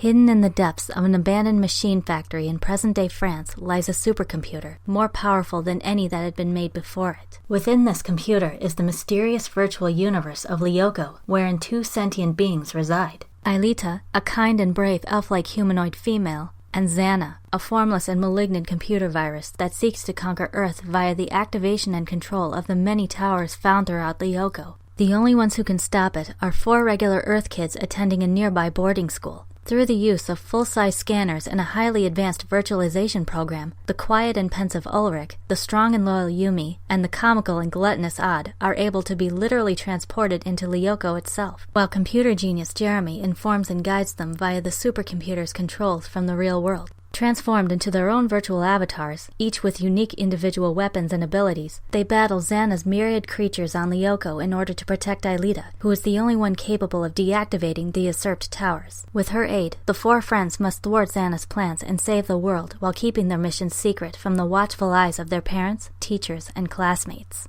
This series provided not only one of my earliest exposures to foreign animation, in this case French, but also my introduction to anime-influenced cartoons. Veterans of the style will note many of the visual and archetypal tropes associated with it, though I think they are much more subtle in this case. Just to name a few to those less familiar, a highly common one seen here is the premise of teenagers juggling school, family, and friends with fighting evil. The characters' physical features are only slightly exaggerated and stylized. Their design is very angular, especially the eyes, which are also much smaller in relation to their head size in contrast to eyes large enough to take up most of the face, making the girls almost exotically beautiful and the guys, even the less intelligent ones, somber and cool. And unlike cartoons like Teen Titans and Avatar: The Last Airbender, the more extreme emotional cliches of anime are absent here, like the sweat drop indicating nervousness or exasperation, or the glowing eyes and fanged teeth indicating intense anger. One other major anime trait is the frame-by-frame repetition of action animation, like when characters transform into their superhero personas or prepare to blast off in their giant mecha vehicles. Though some individual shots may be cut or rearranged according to an episode's plot, the exact movements of Jeremy virtualizing Ulrich, Yumi, and Odd into Lyoko are the same each and every time, getting the audience both nostalgic and excited for the action that awaits. Another unique aspect of this show is its incorporation of both traditional 2D animation and CGI, the former for scenes in the real world and the latter for the virtual world of Lyoko. But there are elements of magical fantasy weaved in to balance out the facets of pure science fiction. Lyoko is made up of 4 different sectors: forest, desert, mountain, and ice. To me, this represents the 4 elements of nature and ties in especially well with the fact that Aelita's virtual form is that of a mythical creature with power over the natural environment of Lyoko. Similarly, each character's Lyoko form embodies their own strengths and personalities. Ulrich appears as a young samurai with super speed and a powered-up katana due to his solemn demeanor and love of martial arts. Odd's litheness and carefree attitude make him a humanoid cat, with paws that shoot swift and powerful laser arrows. And the avatar of Yumi, calm, sensible, and of Japanese ancestry, is a lovely geisha with razor-sharp fans which can be thrown like discs to slash enemies. Of course, a show like this wouldn't be complete without a bit of romance, one source being Jeremy's not-so-secret crush on Aelita.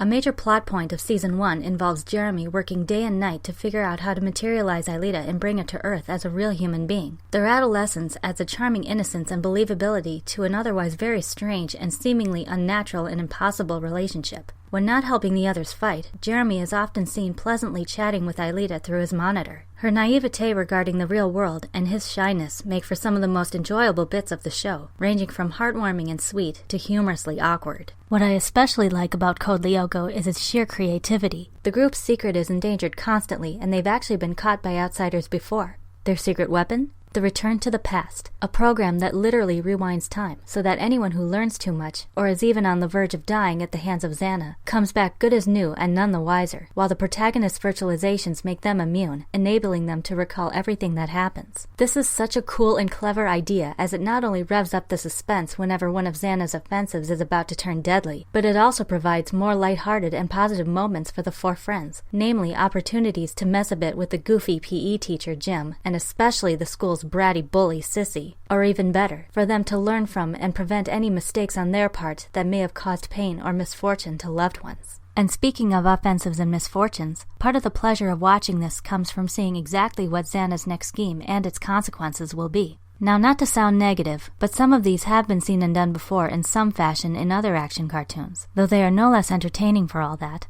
Consider these episodes. Seeing is Believing, in which Xana plots to accumulate enough electricity to blow up a nuclear power plant. The Robots, in which Xana builds a huge killer robot that wreaks havoc among the helpless humans. And Satellite, in which Xana takes over an orbiting military satellite and aims it at the school. Fairly standard for a sci-fi action show for kids, right? But the real fun comes from Xana's more unconventional methods of attack. The evil virus actively infects and possesses not only other machines, but also non-electronic objects, chemicals, and even organic materials and living creatures, making them just as frightening and dangerous as any technological weapon. Some of these include Laughing Fit, in which Xana takes control of laughing gas and attempts to suffocate victims by making them literally die laughing. Plagued, in which Xana possesses a swarm of rats and sets them loose all over the school. Amnesia, in which Xana builds microscopic robots to attack brain cells and wipe away memories. And Killer Music, in which Xana composes and formats a song which puts those who hear it into a coma. It's possible that I've thought a bit too deeply into it, but this in particular has always been one of Code Lyoko's most fascinating aspects to me. It makes me wonder and consider how closely related and similar science is to nature on a molecular level, as well as how manipulative and dangerous our own technology can be, no matter how much we strive to build and study and understand it, or exactly because of how much we try to control it.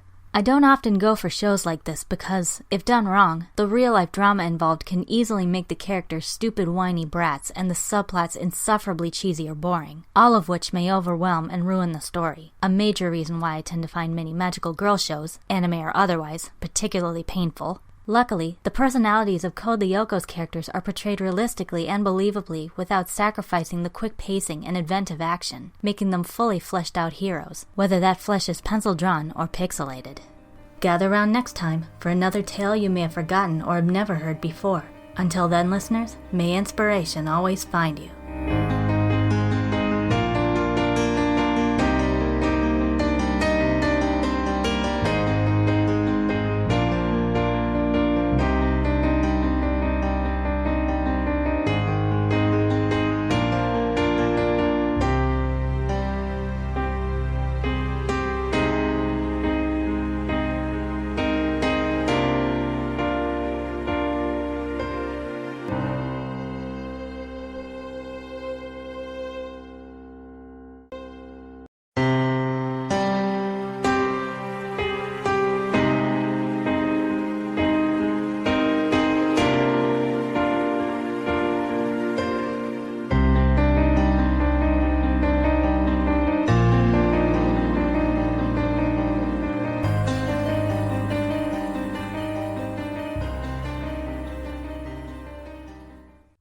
Greetings, fair listeners, and thank you for joining me once again as we celebrate stories and storytelling in all their forms and the bards and artists who bring them all to life. I am the Tale Collector and your host, Erica Adams. Oh man, where do I begin with this one? Unlike many of the other stories I've recited here, this one is no masterpiece, nor am I going to try to fool anyone into believing otherwise. Inane characters and campy acting aside, the plot of this film, despite making an attempt at the seriousness that the horror genre demands, is utterly absurd, even by 1980 standards. Having said that, however, much like what I talked about regarding Twice Upon a Time, it was this film's production history that attracted my attention, as well as its storyline, which is still interesting despite its illogical silliness. More specifically, it was that in relation to the immortal horror franchise of which it is technically a part. It is the third film, in fact, though there have been many viewers both then and now who firmly wished that this was not so. But I especially wanted to talk about this movie because of what the creators had intended. Even though those intentions failed miserably along with the movie, I give them kudos for wanting, among other things, to create something new rather than simply rehash what fans wanted. Allow me to introduce the black sheep of the Halloween franchise, Halloween 3, Season of the Witch, released October 22, 1982, and rated R for violence, disturbing images, and brief nudity in language.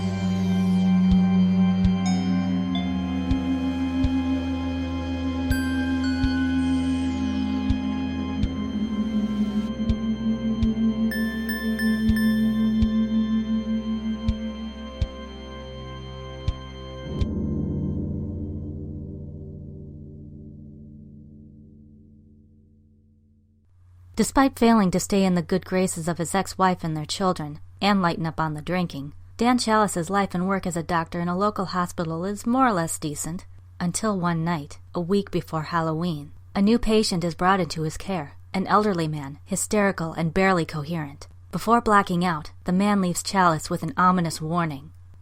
"They're going to kill us. All of us." Just hours later, a man in a business suit walks into the hospital and assassinates the patient before committing apparent suicide himself. Deeply disturbed and guilt-ridden that such a crime occurred on his watch, Chalice teams up with the patient's daughter, Ellie, who is determined to solve the mystery behind her father's murder. Their investigation leads them to the tiny town of Santa Mira. There, they meet the generous and jovial Connell Cochran, head of Silver Shamrock, a toy and novelty company famous for its Halloween masks, which have become immensely popular among children all over America. Chalice is quick to learn, however, that behind his grandfatherly facade, Mr. Cochran has sinister plans in store for those wearing his masks on Halloween night, and Chalice must race against time to stop him before death rains down on the entire populace. I've mentioned this before, but I am not a fan of slasher flicks. And I do admit, except for some bits of number 4 and 5, this is the only film of the franchise that I've actually seen. While I don't deny the psycho serial killer concept is frightening, I don't consider that alone a sufficient enough basis for a story. I also don't religiously follow the word of professional critics. For instance, I will readily admit that I enjoyed M. Night Shyamalan's Lady in the Water in spite of the scathing negativity it still gets even today.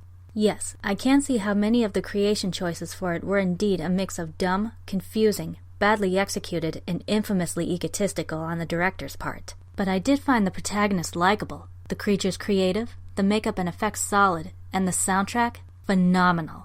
But most importantly, I liked its intended message and the sincerity with which its creators tried to convey it. This is the feeling I have regarding Halloween 3. Believe it or not, John Carpenter and Deborah Hill, the writers for the first 2 Halloween films, didn't want to be involved with a third unless Michael Myers was absent from it, as his story should have been officially concluded at the end of Halloween 2. Their idea for the franchise moving forward was to make it an anthology series similar to shows like The Twilight Zone. Each film, released every Halloween, would feature a different plot, but always revolve around the titular holiday. This was the first, and ultimately the only, such film to ever be made, being both a critical and financial flop. Aside from the usual complaints, plot, acting, etc., the biggest problem according to fans was, ironically, the absence of Michael Myers. In fact, Halloween 3 treats its predecessors as though they themselves are works of fiction, as bits of those films are shown on TV throughout, though it is peppered with some fun little cameos and Easter eggs for the fans, one of my favorites being this. That female voice behind the unseen phone operator and curfew announcer? None other than Jamie Lee Curtis, the original Halloween heroine herself. The fact that many people didn't like this just because there is no Michael Myers, and the subsequent and forced continuation of his story in Halloween 4 and beyond, feels especially tragic to me as it severely limited potential for creativity in this series. I mean, say what you will about Halloween 3, but at least it was original. Unfortunately, that did it no favors. The ideas used, though not terrible, do seem random at best, but combined, they feel almost slapped together, for lack of a better description. Consider these. Androids, the successful theft of a pillar of Stonehenge, yeah, the Stonehenge, and a CEO who may or may not be a witch who plans to revive the Samhain tradition by sacrificing children via killer Halloween masks. Yeah, I got nothing either. On the plus side, though, it's been rewatched and reevaluated over time, and many viewers and critics have since begun not only to appreciate its emerging cult status, but to dig deeper into the surprising intelligence very few people believed it had. The way each character views the titular holiday offers audiences some provocative commentary on the state of corporate American culture. Chalice is your typical drinking, smoking, sports-loving guy, only indulging in the holiday for his children, but otherwise finding it about as fun and relaxing as babysitting a room full of sugar-high monkeys. Ellie laments how her father, who loved children, saw his small but beloved toy shop fail due to the construction of a new mall. Marge Gutman is a disgruntled client, seemingly preferring local mom-and-pop shops over large corporations, as she believes the latter's success comes at the expense of one-on-one conversation and decent customer service. And the Kupfers, while not evil, paint an unflattering, though not totally inaccurate portrait of the American middle-class family. Buddy is an overenthusiastic salesman, naively fawning over the ever-charismatic Cochran for his success. Betty is a pampered, nagging wife, seemingly baffled by the idea of masks being so profitable. And their son, Little Buddy, epitomizes the modern-day greedy, obnoxious brat. By the way, Buddy, Betty, and Little Buddy? Seriously? Charming. But perhaps the best illustration of this trend, and what many remember most about this film, is that relentless Silver Shamrock jingle. And boy do I mean relentless. Not only is it annoyingly catchy, with its London Bridge tune, repetitive lyrics, and carnival aesthetic, but the song is played no less than 14 times over the course of the movie. 14 times! And if the idea of this hypnotizing children into screaming for televised mass-produced merchandise wasn't unsettling enough, just wait until you hear it during a highly graphic death scene, and of a child no less. Speed up the tempo just a bit, slowly raise the pitch half a step, and boom, a whole new meaning to the term earworm. And all this under the watchful eye of Cochrane and his emotionless minions, with their security cameras all over the town and the TV monitors inside their fortress-like factory, in a manner reminiscent of George Orwell's 1984. Here is a frighteningly direct metaphor for large companies manipulating and owning consumers, with a face just as deceptive as the masks they sell.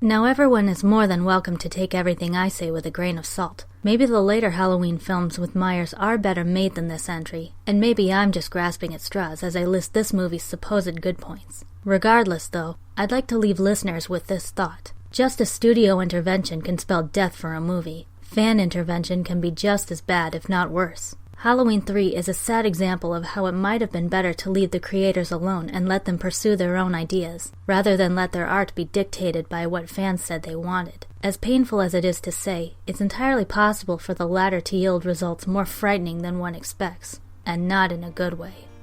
Gather around next time for another tale you may have forgotten or have never heard before.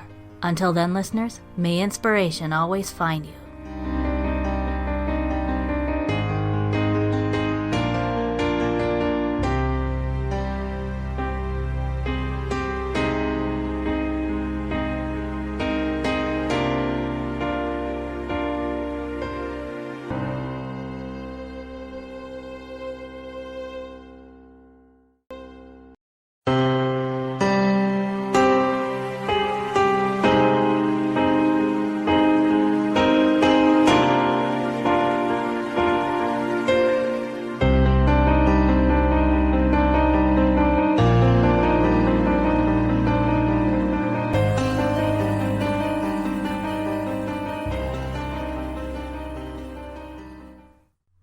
Greetings, fair listeners, and thank you for joining me once again as we celebrate stories and storytelling in all their forms and the bards and artists who bring them all to life. I am the Tale Collector and your host, Erica Adams.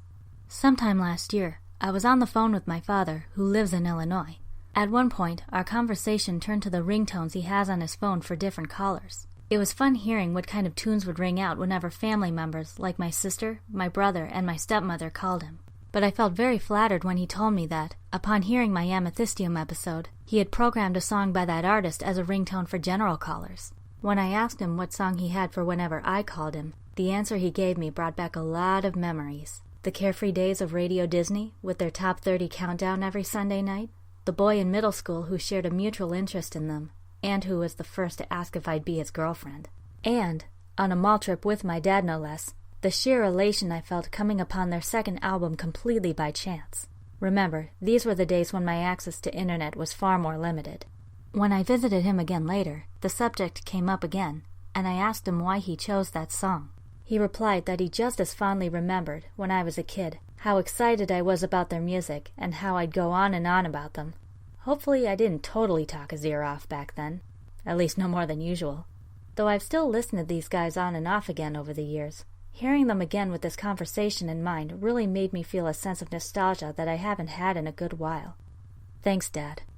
Let's take a trip down memory lane with Eiffel 65, performing from 1998 to 2005, and again from 2010 to the present, and recommended for listeners 10 and up. Consisting of 3 members, Jeffrey J., Maurizio Lobina, and Gabri Ponte, Eiffel 65 hails from Turin, Italy. If you grew up during the 90s like I did, even if you don't know them by name, you'll more than likely know their best-known song, Bleu d'Abadi.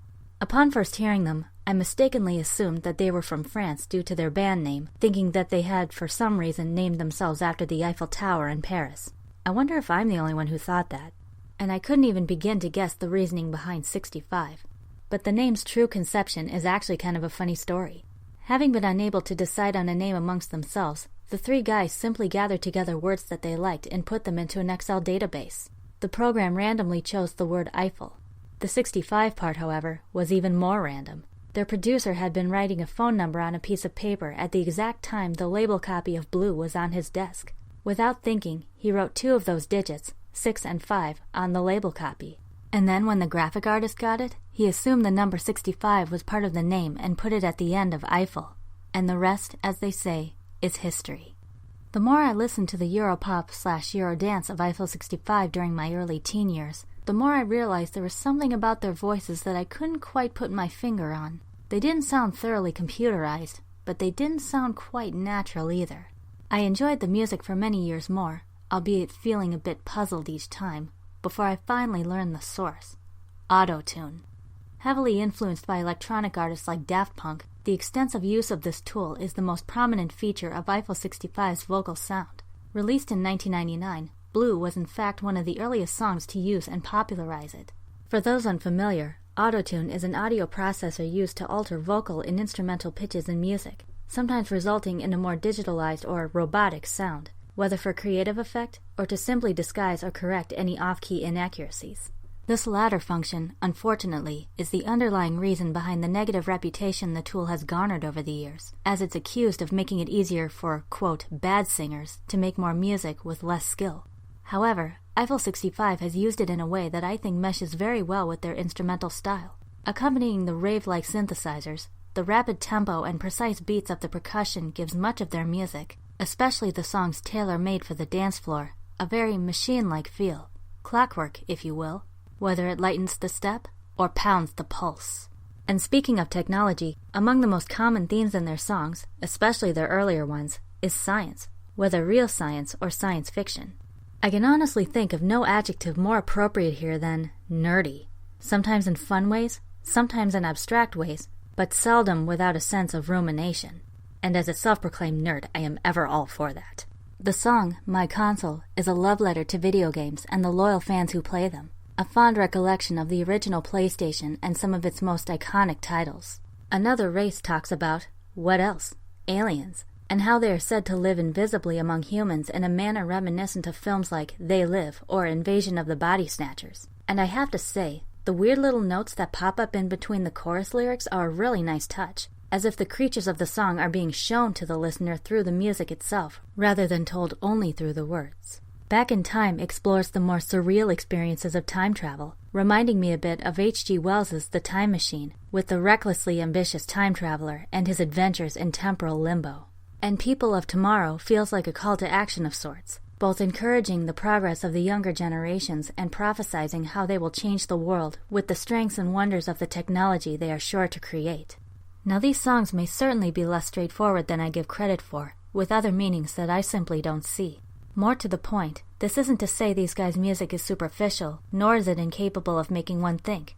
While the lyrics themselves may not always be as poetic or uncanny as, say, those of Owl City, whatever the songs may lack in profound topics or creative lines, they make up for in fresh metaphors. And by fresh metaphors, I mean those that are not utilized either often, if at all, in this particular genre, or in ways that just boil down to parties and sex. In fact, I'm glad that many Eiffel 65 songs don't feature romantic love as a subject, choosing instead, more than once, to focus on the emotions and ideas of the individual mind, some more interpretable than others. And again, these are just my own thoughts. Living in a bubble warns of the dangers of indulging too much in dreams, as otherwise, real life will eventually come crashing down on the dreamer. And Morning Time speaks to me of how death might feel like a new adventure to one dying of natural causes. But the messages of Johnny Gray and Elephants in Amsterdam, if they exist, are beyond me. To make another Owl City comparison, the latter's particularly weird lyrics do sound like the kind Adam Young would conjure up, don't you think? This group has long since been deemed a one-hit wonder, and the incredibly dated-looking CGI in their hit song's music video hasn't helped to change that. But in my opinion, a one-hit wonder just means that people simply best remember that one song they made. That doesn't mean that every other song of theirs is bad. If nothing else, Eiffel 65 is an electronic nostalgia trip for both fans of dance and those who just like to dance. Heck, maybe in another few decades or so, my generation will recognize their timelessness and be reminiscing about them, and artists like them, the way our parents and grandparents do now about Frank Sinatra, the Beatles, and the like. Who knows? Gather around next time for another tale you may have forgotten or have never heard before. Until then, listeners, may inspiration always find you.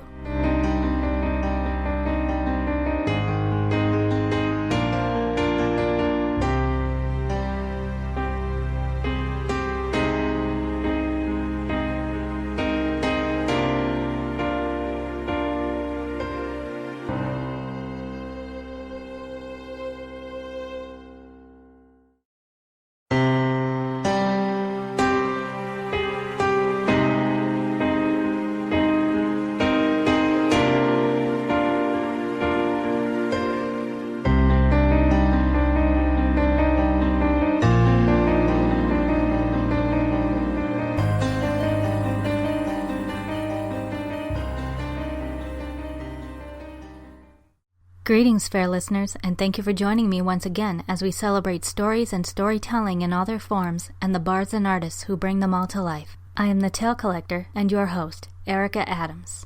In both art and storytelling, there exist certain teams that go so well together that, while each person may be a great artist in his or her own right, it's sometimes hard to imagine a piece created by the hand of one without that of the other. Consider these pairs. Singer Elton John and songwriter Bernie Taupin, filmmaker Jim Henson and fantasy artist and art director Brian Froud, and, one of my personal favorites, author Roald Dahl and illustrator Quentin Blake. Similarly, whenever I think of the books of Neil Gaiman, it's near impossible for the artwork of Dave McKean not to jump to mind as well, and vice versa.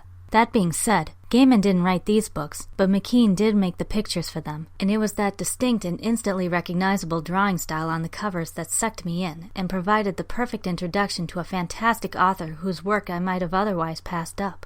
Please allow me to introduce S.F. Said's Varjak Paw and its sequel, The Outlaw Varjak Paw, first published in 2003 and 2005 respectively, and recommended for readers 9 and up.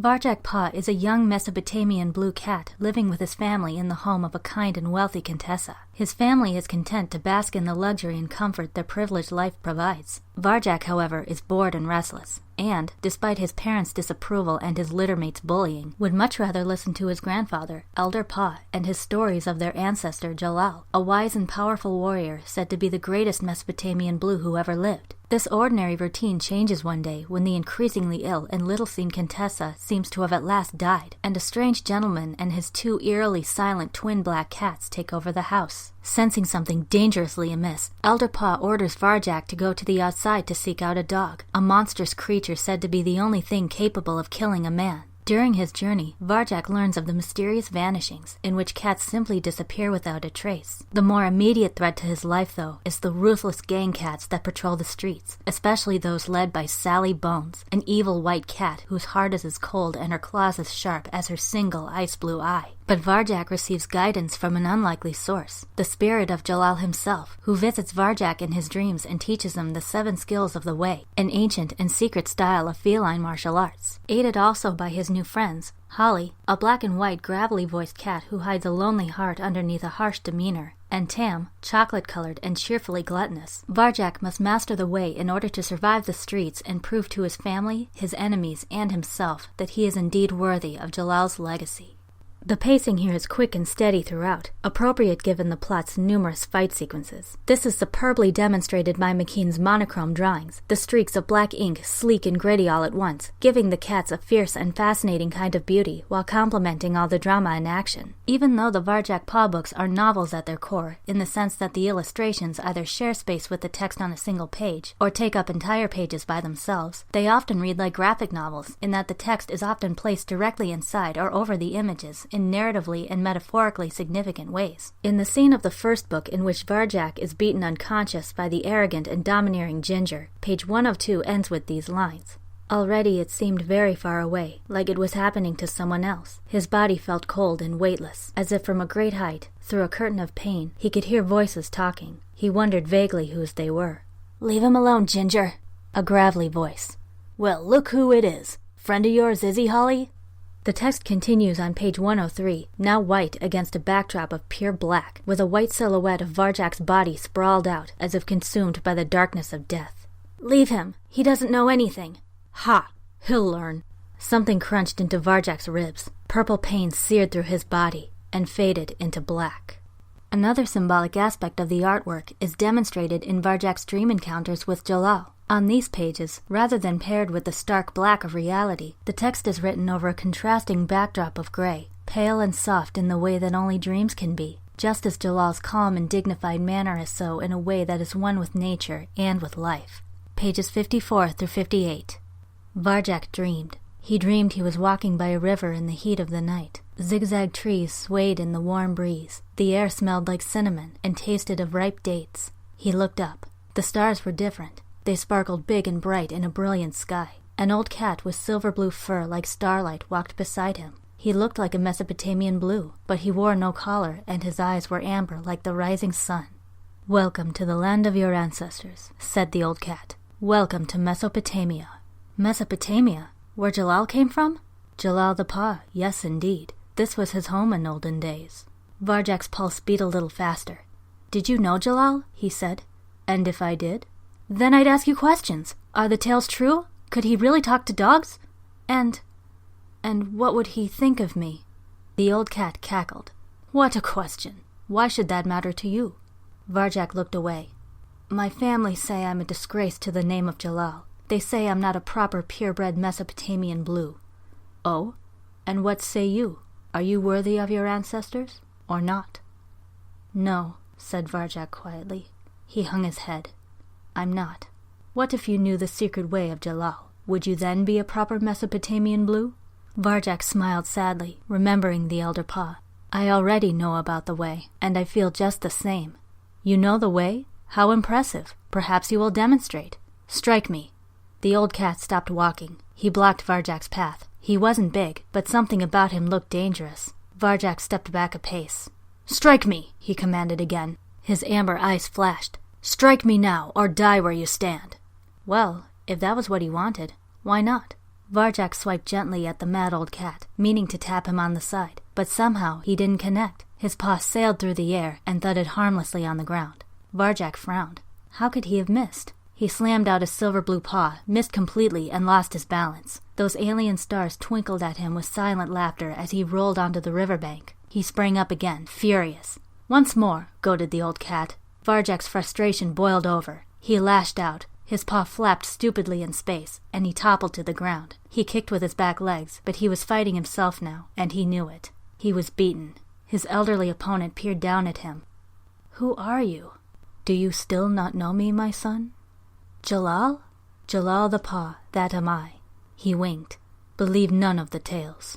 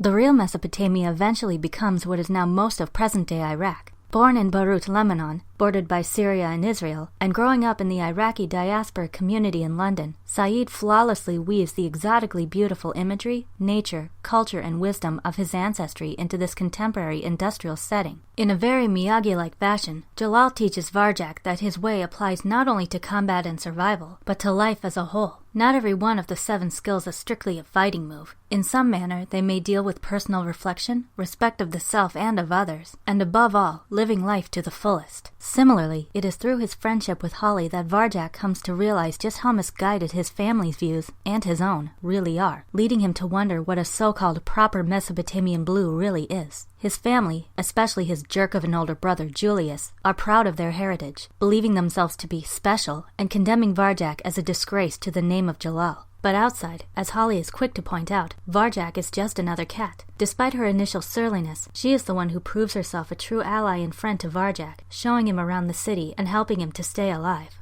Page 59. I want to go home. I told you, it's safer to stay here. Not that home. My old home, on the hill. Still thinking about that? She shrugged. What's stopping you? I can't. I was supposed to go back with a dog, to save my family from the gentleman and his cats. I tried to get one, Holly. I stood there, in front of those monsters, but I just couldn't do it. I couldn't even get them to talk. He closed his eyes, the shame still stinging like a new cut wound. I failed. It's not your fault, she said gently. Dogs are scary, stupid too. I've never heard of a cat who could talk to them. Varjak sighed. Jalal could do it, he knew that. But he was no Jalal. He wasn't even a proper Mesopotamian blue. All I know is I let everyone down. I could never ever go back. Without a dog, I don't even have a home anymore. That's not true. The whole world's your home now. Even Sally Bones' territory. She winked a mustard eye at him. Let's get some sleep. It'll seem better tomorrow. You never know what's around the corner. They settled down, side by side, in the shadows of the alley. There was no invisible barrier between them anymore. There hadn't been for quite a while now.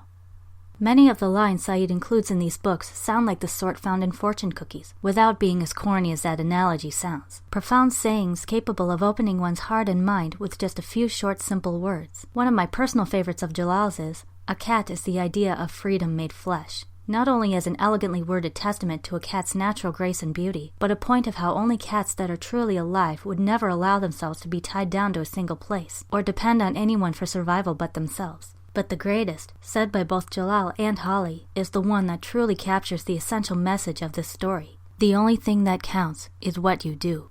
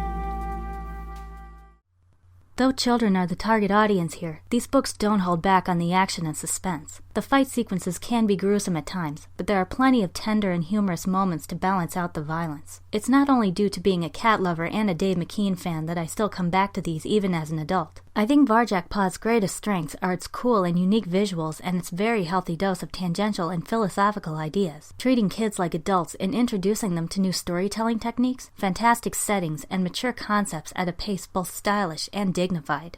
A name is a name is a name, but action leads to change, and even the smallest change can bring about the beginning of something legendary. Gather round next time for another tale you may have forgotten or have never heard before. Until then, listeners, may inspiration always find you.